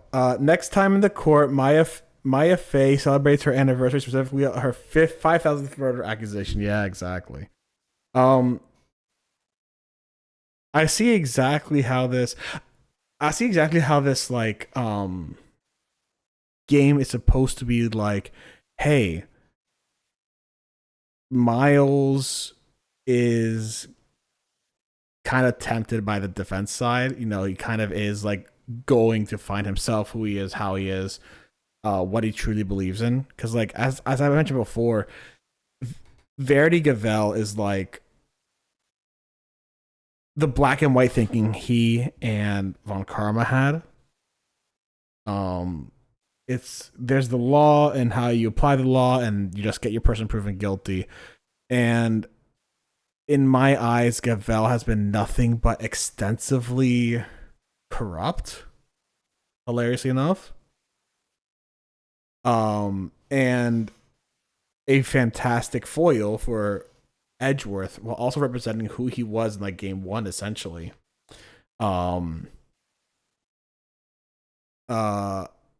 Yeah, that's true. Von Karma is wanted to straight up conviction no matter what. Yeah, that's true. So it's not quite black and well, I mean, it is kind of black and white. It's the I win no matter what. Fuck you, and that's the black and white of it. Everyone's guilty immediately for whatever reason, you know. I don't know if we ever get into what he thinks. I know we kind of got a little bit in one of our past ones from AAI1, but Von Karma.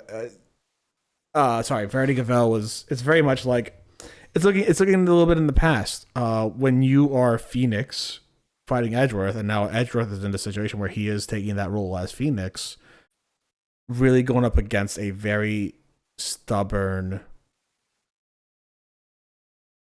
what's the word I'm looking for? Immovable force, like.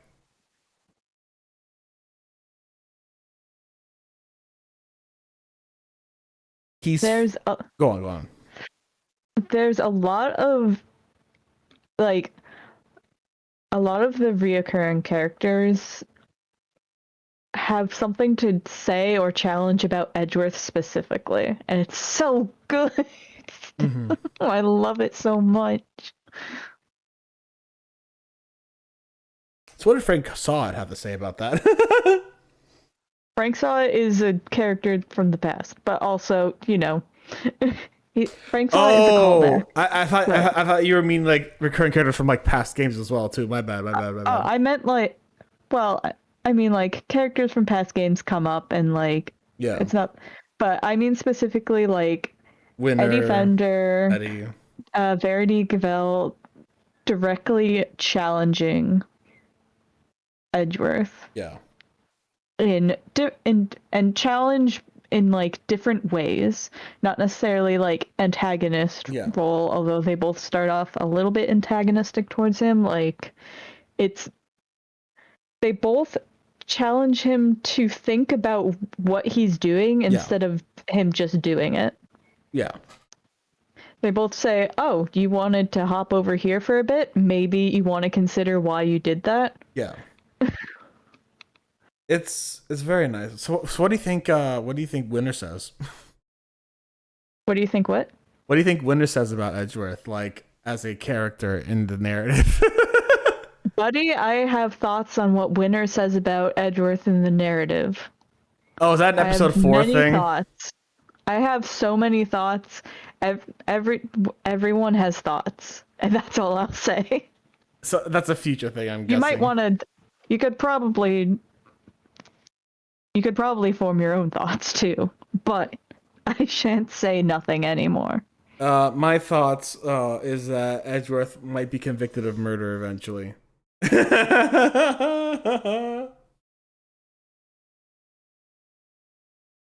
It's great. There's a lot of this I'm loving. Super excited for the next case. Yeah, the next case. Here. There's so much good in all of this, every part. It's great. I gotta make a new fucking voice, man. It's gonna be the main voice now too, for like the whole next case. Do we have a? You don't have to jump immediately into it. You have time. Do we have? But also, we can start the next case, and you still don't need to have a voice right away. Okay. Question: Does Gregory have a plucky weird little girl sidekick like Phoenix and Edgeworth do? I'm not going to answer that right now.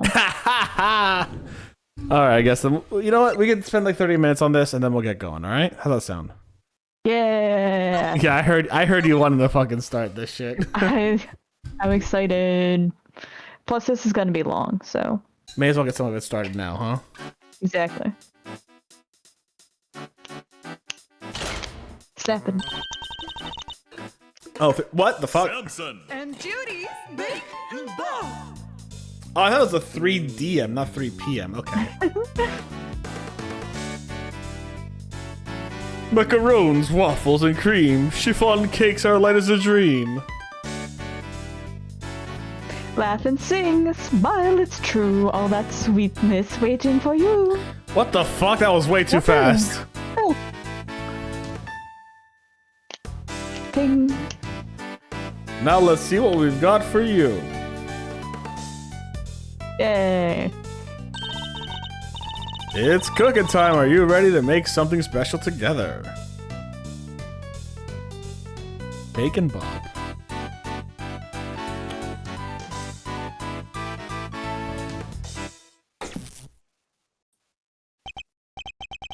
Well, talk about a blast from the past. Oh, ah! Hey, Gregory, I'm gonna be back there tomorrow with your boy. I'm finally gonna find out what happened 18 years ago.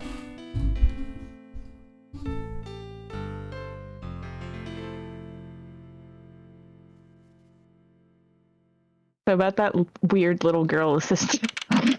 It's Eddie Fender. Oh, yeah.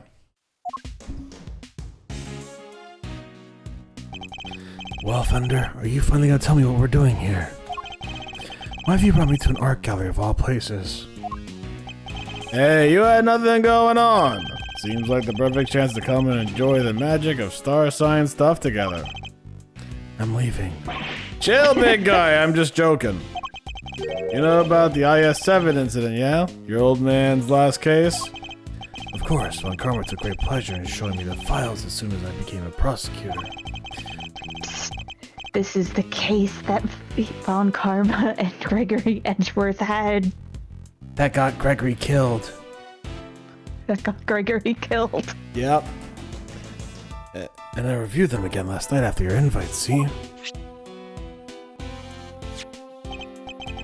I was also present at the trial all those years ago, although my memories are somewhat hazy.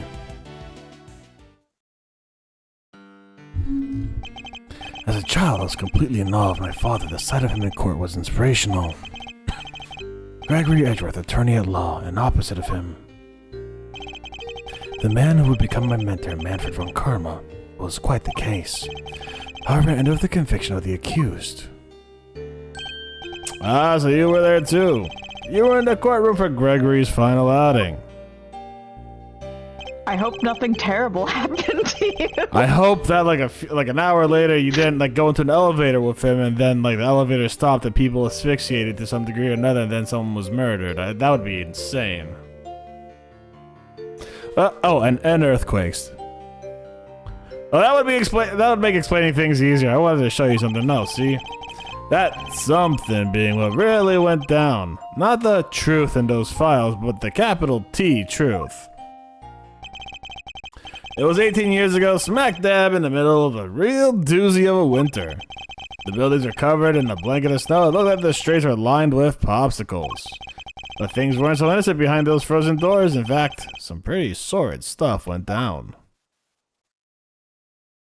Oh shit, I got my timelines messed up. What do you We mean? do have to get into it. I forgot. Okay. Sorry. This was back before yours truly was a fine figure of an attorney you see before you today. I said it anyways. 18 years ago. Let's go. Apologies. There's Nah, some it's all back and good. forth. It's all good. I love how it's in black and white. Bloop. And now we're back. Hey, Mr. No, kidding. So, he's a lot dorkier He's a as lot a child. dorkier. Yeah, yeah. a lot Hey, dorkier. Mr. E. No. Not that dorky. Reverse. Back it up. You know. Hey, Mr. E. This one really came out of the blue, huh? What's your voice like? Oh no.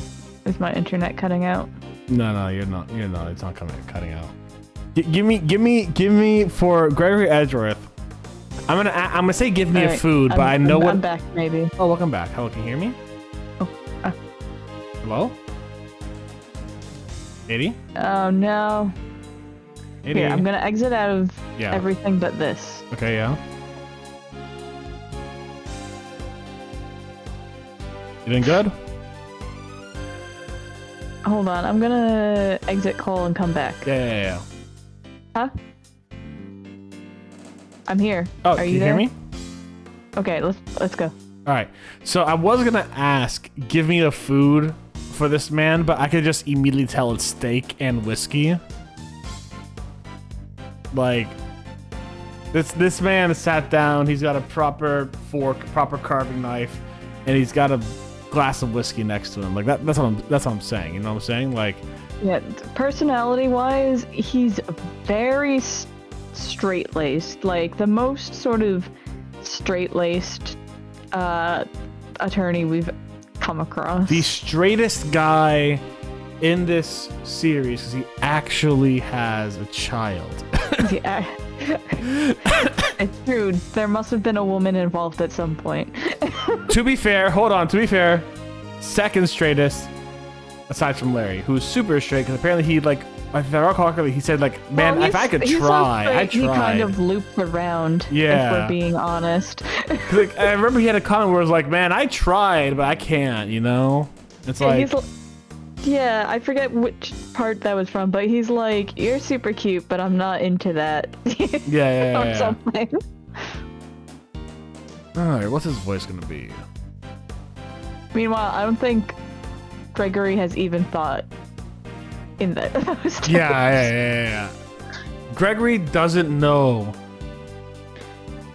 anything Gregory about has not romance. experimented. Huh. Okay. Alright. Hi, I'm Greg. You did? I don't know. We were called Yep. in before the ink on the arrest papers were even dry. We'll kind of go for Go us a for it. little like this for right now. Yeah, we can find him as we go. My name is... No, kidding. If I go like this... Oh, how's this? Oh, Is that good on your throat? that's what I'm testing out. Exactly, that's all I was thinking. How's this? My name is Gregory Edgeworth. I'm a defense attorney. I'm here visiting a client with my assistant, Eddie Fender. A murder on Christmas Eve? What's the world coming to?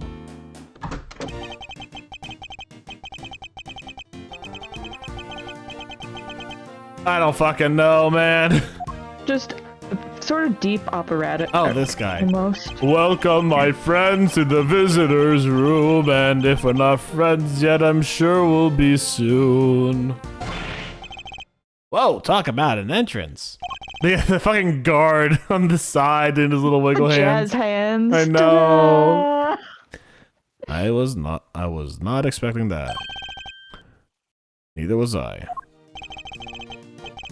Sorry if I surprised you. I'm just so happy to see you both. Thank you so much for coming out. Seriously, I can't thank you enough. You're the accused, I take it? I am. Gregory Edgeworth, attorney at law. At your service.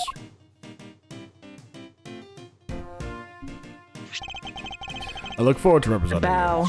The bow. you. Yeah, very Edgeworthy. Very Edgeworth. Von Karma doesn't bow. But Francisca does. Mm-hmm. She probably got it from... From Miles. Edgeworth, who got it from the... That's the sort of sprite stuff I love thinking about. It lives in my head rent-free. And this is my assistant, Eddie Fender. Pleased to meet you, sir. I'll do everything I can to help. Come now, Edward. Calm down, please. You'll have to forgive him. He's still new to this. He's been helping me out part-time, but he's far from a fully-fledged lawyer. Material yet. Nonetheless, I'm hoping he'll be of some assistance in the investigating the particulars of this case. Gregory and Eddie, it's an honor to meet you both.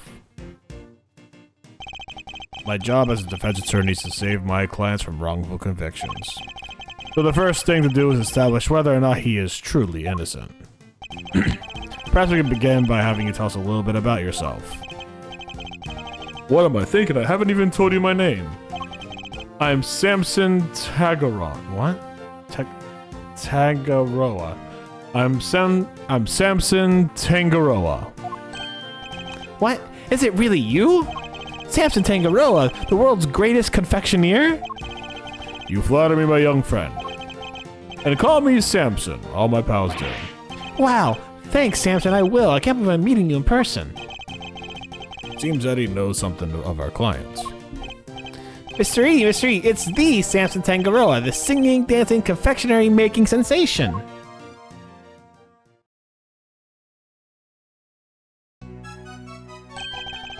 What shall we make today, kids? Macaroons, waffles with cream, chiffon cakes that are light as a dream. Laugh and sing, smile is true. All that sweetness waiting for you. Look there, where? Look there, over there. The oven's got something special to share. Now let's see what we've got for you. Beautiful. The jazz hands. I almost started dancing along. Oh, I know the choice I'm giving him my best snake impression, Colonel. I'm trying to sneak through, but the clap of my ass cheeks. I'm so dummy fit, the clap of my ass cheeks. Clap with my fedora keeps alerting Von Karma to my location. No, wait, I gotta sing with these Samson Tangaroa. This is a dream come true. Thanks, little pal. It means a lot to hear you say that. My apologies, but I think we need to discuss the matter at hand. Of course, I'm sure you're both very busy. Alright, where would you like me to start? So you're not just a confectioner, but you're also a singer and a dancer. I sure am. When I'm having fun, my body just starts moving. You must really enjoy making desserts. Wouldn't be much of a confectioner if I didn't. I live to make sweets that will bring joy to others. Hey, they're not just things, they're works of art. Sparkling, dazzling, mouth-watering creations. The stuff that dreams are made out of. So he aims to create joyous and inspirational pieces, does he? I understand that the incident in question happened at your mansion. It did. We were holding an international confectionery contest when a body was found inside one of my creations. That's fucking insane, actually. Inside one? No way! The detective in charge placed me under arrest because of that, and now here I am. But I could never take a life, never. I'm sure the police will see that too in time. They'll realize their mistake. I sure hope so. And what can you tell us of the victim? His name's Artie Frost. Like frosting on a cake? He was taking part in the contest. Mr. Frost was a wonderful confectioner. His creations were a thing of real beauty. I just don't understand. Why did he have to die? I'm sorry. He seems generally upset over the victim's death. I think I have a pretty good measure of the man now. Mr. Tangaroa, just one last thing I need to confirm with you. You didn't kill Mr. Frost, correct? Correct. I swear to you I didn't do it. Like I told you, I could never take a life. Never. He seems quite sincere. Alright, I'm gonna take you at your word. Thank you for being so forthright with me. Likewise, it was good to talk to someone other than those detectives. We'll head to the scene of the crime and see what we can learn. We'll be in touch when we have something more to tell you. Goodbye, Gregory. Goodbye, Eddie. I'm counting on you both.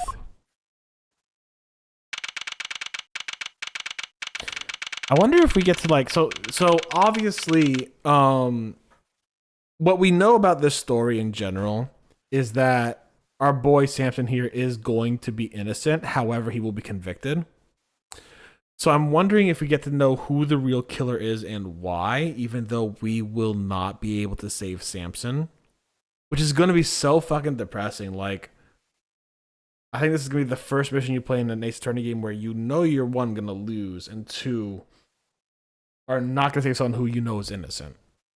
But you'll be able to prove, because like the one thing that happened, like in Ace Attorney 1, they're like, yeah, Gregory was able to prove that Von Karma was faking and putting fake shit in here, right? It's like we're gonna put the first. He gave Von Karma a penalty for something. Yeah, if I recall correctly, it was forged evidence. I don't want to say too much yes or no. Yeah. Because I don't remember what we already know. But yes, he was given a penalty, but Yeah. the verdict was still carried out. And it was the first penalty Von Karma ever got, if I'm remembering Ace Attorney Ace Attorney 1 correctly. So this is a game where we know we're going to lose, but we have made the most symbolic victory in one of the most corrupted parts and aspects of this law that doesn't come to its whole fruition until Phoenix Wright, like until 18 years later or whatever it was, right? Like Gregory walked so Phoenix Wright could run. No offense to Edgeworth, like.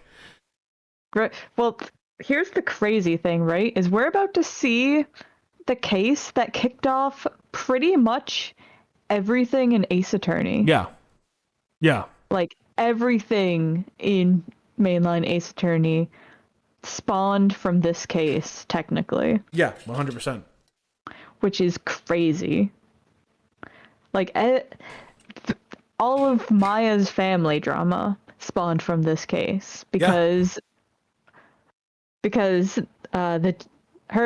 all of her stuff spawns from DL6, which spawns from this case. Yeah. Yeah. It's nuts. It's absolutely nuts. It's very to quote George Lucas, it's like poetry, it rhymes. It's cathartic in its own way, where it's like this is the setup for the greatest downfall and change in the legal system and the attempts to change the legal system.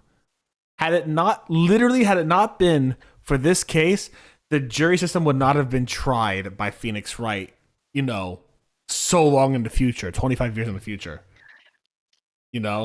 That's fucking wild to think about. Like, There's so many things. Phoenix Wright would not be a defense attorney. He would be some struggling artist. He's some struggling artist, so all the people he also saved, unclear. Well, to be fair, at that point, like, the same... fucking Edgeworth would have been a fucking defense attorney. Under probably Eddie. Yeah. Yeah. So, like... Well, under Gregory Edgeworth. Well... the alive Gregory Edgeworth. Well, I mean, yeah, but even then, Gregory might just take the role of, like, owner of or whatever. He might train him, but, like, it might be along the lines of, hey... Are you implying that Gregory Edgeworth would not be a loving and doting father who would 100%, but I also think... aid his son in his job? I think he would, yes, but I think he would also... I have no doubt that he would also trust Eddie to help in that, and I think that in a way or another, it's going to be like that, like, yeah, I trained Eddie, I'll be here for you, but I want you to be trained by Eddie too. Like, I don't think it's like, I don't think he's not going to be loving or doting, but like, I could totally see him being like, yeah, you're part of Edgeworth & Co., which means you have to learn from both of us, I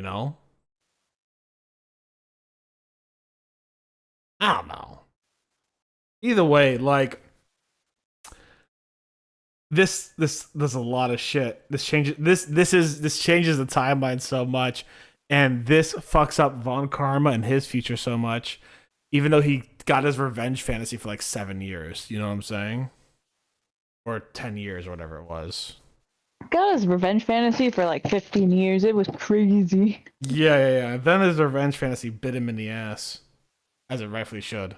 Well, it's wild because he didn't need to do all that. No, he didn't. He could have just walked away. He already got his revenge. Yeah, he could have just walked away, but no, he set up everything in the future because he just wanted to go on a wilder Well, here's trip. the thing, right? It's like, it's wild because more so than not needing to have done all that is just like he had successfully converted Edgeworth into what he wanted Edgeworth to be, right? So like he'd already had his revenge, but then he was like, but he did murder, but then he also did murder at the last possible second. Yeah. Which like it's so interesting, and it's like, did he do it because Edgeworth was starting to fail being a perfect prosecutor, and therefore his revenge wasn't done, so he had to get him? Was it just the plan all along? We don't know. It's nuts. It's because it doesn't seem like it was even necessarily the plan all along, especially if you factor in like the anime. Mm-hmm. I have not. I need to watch the anime. I haven't watched the anime fully, but I have seen like some scenes, and it has Edgeworth living with Von Karma and Franziska, and it gets a little bit into Von Karma's head. Mm-hmm. And it seems like the main reason Von Karma speculates that at first he didn't know why he took Miles on, but now later on he thinks it's curiosity of just like what kind of person Miles could become if he trained him. Yeah. So like it's very weird. It's very interesting, actually. Fair enough. All I remember from the anime are all the bloopers that they put out there where like cursing and shit and saying horrible Fairy heinous tale. jokes. Great, I love it. It just half the time you gotta say, "Judge, no, please, no."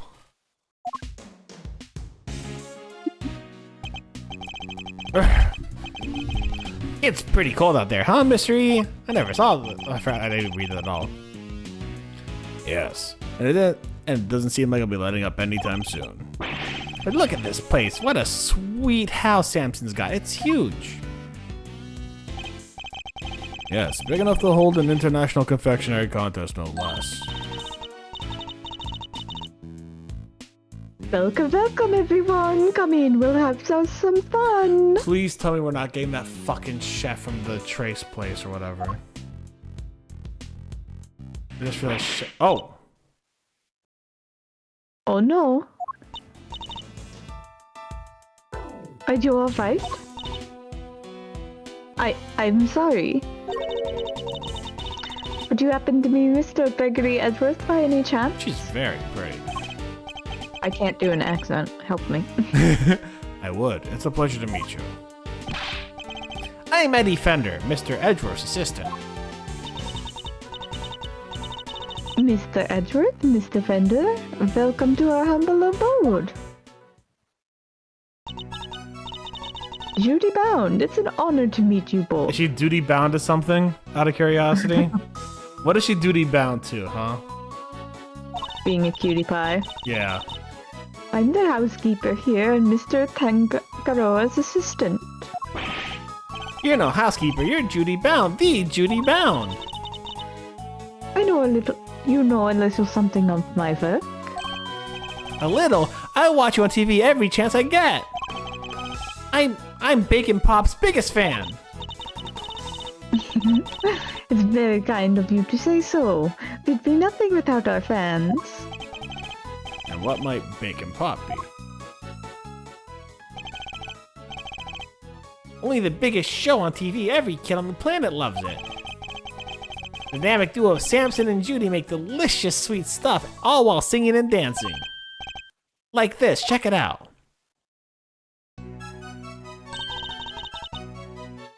What shall we make today, kids? Cookie dough, caramel too. Fluffy show cream, tiramisu. Everyone, come along. Baking treats with a smile and a song. There, Where, who? It's true. The oven's got something special for you. Just take a bite and you will see. That was a beautiful performance, Mr. Vendor. Bravo! I dance along every time I watch the show. Perhaps Miles might enjoy it too. I'll suggest it later. But all this dancing really takes it out on the guy. Takes it out of the guy. Oh, I'm so sorry. I'm the first hostess. You know, nothing relaxes the body and mind quite like a cup of tea.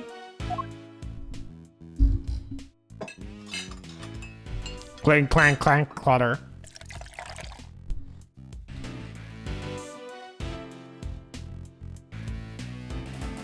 And it's poison. They're both dead now. End the show. This is Ceylon, correct? It's delicious. The citrus aromas had to improve one's ability to concentrate, as I recall. Interesting. So this is what Ceylon tastes like, huh? How odd. The saucer's cold. Yes, it is so the tea cools down more quickly, I'm afraid. Some of our guests don't like it too hot. I see. These teacups are very unique too. The design is really something. You think so? Thank you so much. I ordered them all the way from France. They're my absolute favorite. They were designed by a marvelous sculptor named Paul Halik? Halik? Paul Halik? Have you heard of him? He makes the most amazing tableware in the world.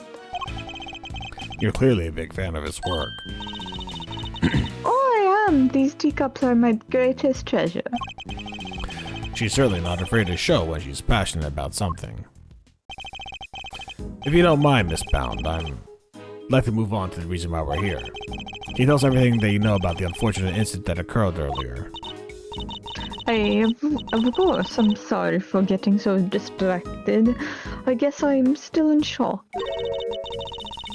Because I'm the one who found the body, you see. You discovered the victim. Is it true that the body was recovered from inside one of Mr. Tangarosa's creations? It is. We were in the middle of the contest's final judgment phase when I heard the sound of something big collapsing coming from Samson's room.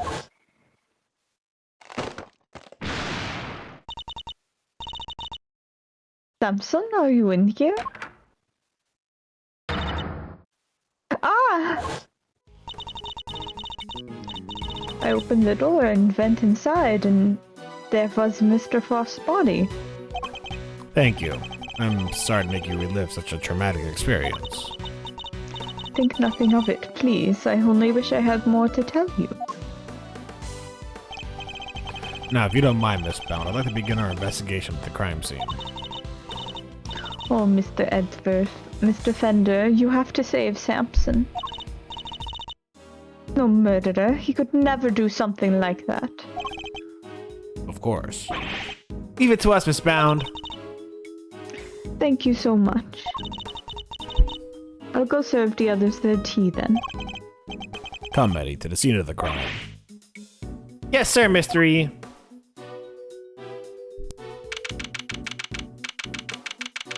Oh! Look at that be, because it's in the past. It's bad. Look, and he's not even riddled with bullet holes. No, wait, everything in this room's made of chocolate. I want to eat it all. Even one of the dead body part. I'll eat that. No kidding. I can't believe I'm getting to see so many of Samson's creations up close and personal. I might be more excited myself if this room wasn't a murder scene. Seeing you say that sends a shiver down my spine. That might just be the temperature in here. It's rather cold. Yeah, now that you mention it, it's pretty Achoo! Defense on the scene already. That was fast. Look at his non-destroyed coat and his less gray hair. A pleasure to meet you. Gregory Edgeworth. I'm representing Mr. Tangaroga. This is my assistant, Eddie Fender. Nice to meet you. Bad. Detective Tyrell Bad. The detective in charge is named Bad, a man of few words. Why are you eating it? Something just about this just doesn't sound right. Why'd you swallow it? Like I said, he's weird. Listen, he's an assistant. He must regress to weird. I get that, but I used to eat paper as a kid. I get it. You're eating your notepaper. He likes to chew on his thoughts, rather literally, I'm afraid. It helps him digest and remember them. It's a little quirk of his. Please try to ignore it. I hope he does that fucking in the modern day too. I hope to God he does that. He's progressed to being too cool for school, I'm afraid. Damn it. Although I'd be the first to admit that it's easier said than done. With introductions out of the way, Detective Bad, would you mind as if we joined you in the investigation of the crime scene? Sorry, not gonna happen. What? How come? Mr. Edgeworth, this is Mr. Tangaroa's attorney. Yeah, and attorneys will do anything to get them off the hook, even put words in their clients' mouths. You think I need that on my crime scene? Mr. Edgeworth would never do something like that. I don't trust attorneys, okay, kid? Detective, you established my client's supposed guilt based on an investigation of the crime scene, correct? That's usually how it works, yeah. What of it? Then extend me the same courtesy. I believe he is innocent and I would like the chance to prove it. You believe he's innocent, and you didn't even see the scene yet. That's some flimsy lawyering. That's exactly why I wish to see the scene for myself. I need to ensure that my belief is based on solid evidence and sound reasoning. You about to tell me you're not leaving until I let you look over the scene? I am. Fine. Knock yourselves out. Thank you, Detective. But I'm coming around with you. Like I said, I don't trust attorneys. If you're good with that, go ahead and get to it. That was a lollipop the whole time? I must admit, I didn't see that coming either. I'm looking up evidence as we speak. We'd better get started then. I'll need you to take notes, Eddie. On a mystery. Let's get this over with. Do you want to save here? I think I was about to say I think this is a good place to save. That way we could get fully on there. It feels like the most natural place to save so far, so I think this is good. I am excited. But you see why I'm so excited about this case. I am very excited. I'm hoping. I'm optimistic about this case. I'm very optimistic about it. I'm very excited for it. I also love how it's like, Mr. Edgeworth, as a defense attorney, how can you possibly comprehend something like that? Oh, we're doing the exact same thing Edgeworth does, but as a defense attorney. Huh, that's interesting. Exactly. I'm very fucking excited. I really am. This is one. I think this is one of the cases that when I first knew about it, it was one of the ones I was most excited for it because like this is just one of the ones I was the most excited for. It's fucking Gregory Edgeworth, the man, the myth, the legend. You know what I'm saying? The man, the myth, the legend. Yeah, exactly. So like, I was very excited for him, and I was always very excited for him when I heard that we got to play as a case in. Because like, if I recall correctly, there was a chance we wouldn't have been able to play this game. So you mentioned to me like, oh, you get to play as Gregory in one game, and then this game came out. It's like, okay, well now we get to play it. Now I get to play. Yeah, it was not in English for a long time. Mm-hmm. So I'm so glad they brought it over because it's a good game. a You good don't game. understand. I am excited. All right. If you're on YouTube watching this as a VOD, YouTube, thank you very much for watching. I hope you had a good one. I hope you're ready to not have to deal with Winter for a little while. So I'm very happy about that. I'm pretty sure you are too. So YouTube, thank you very much for watching. I hope you had a good one. Y'all stay safe. Stay Botanist Cool. We'll see you soon.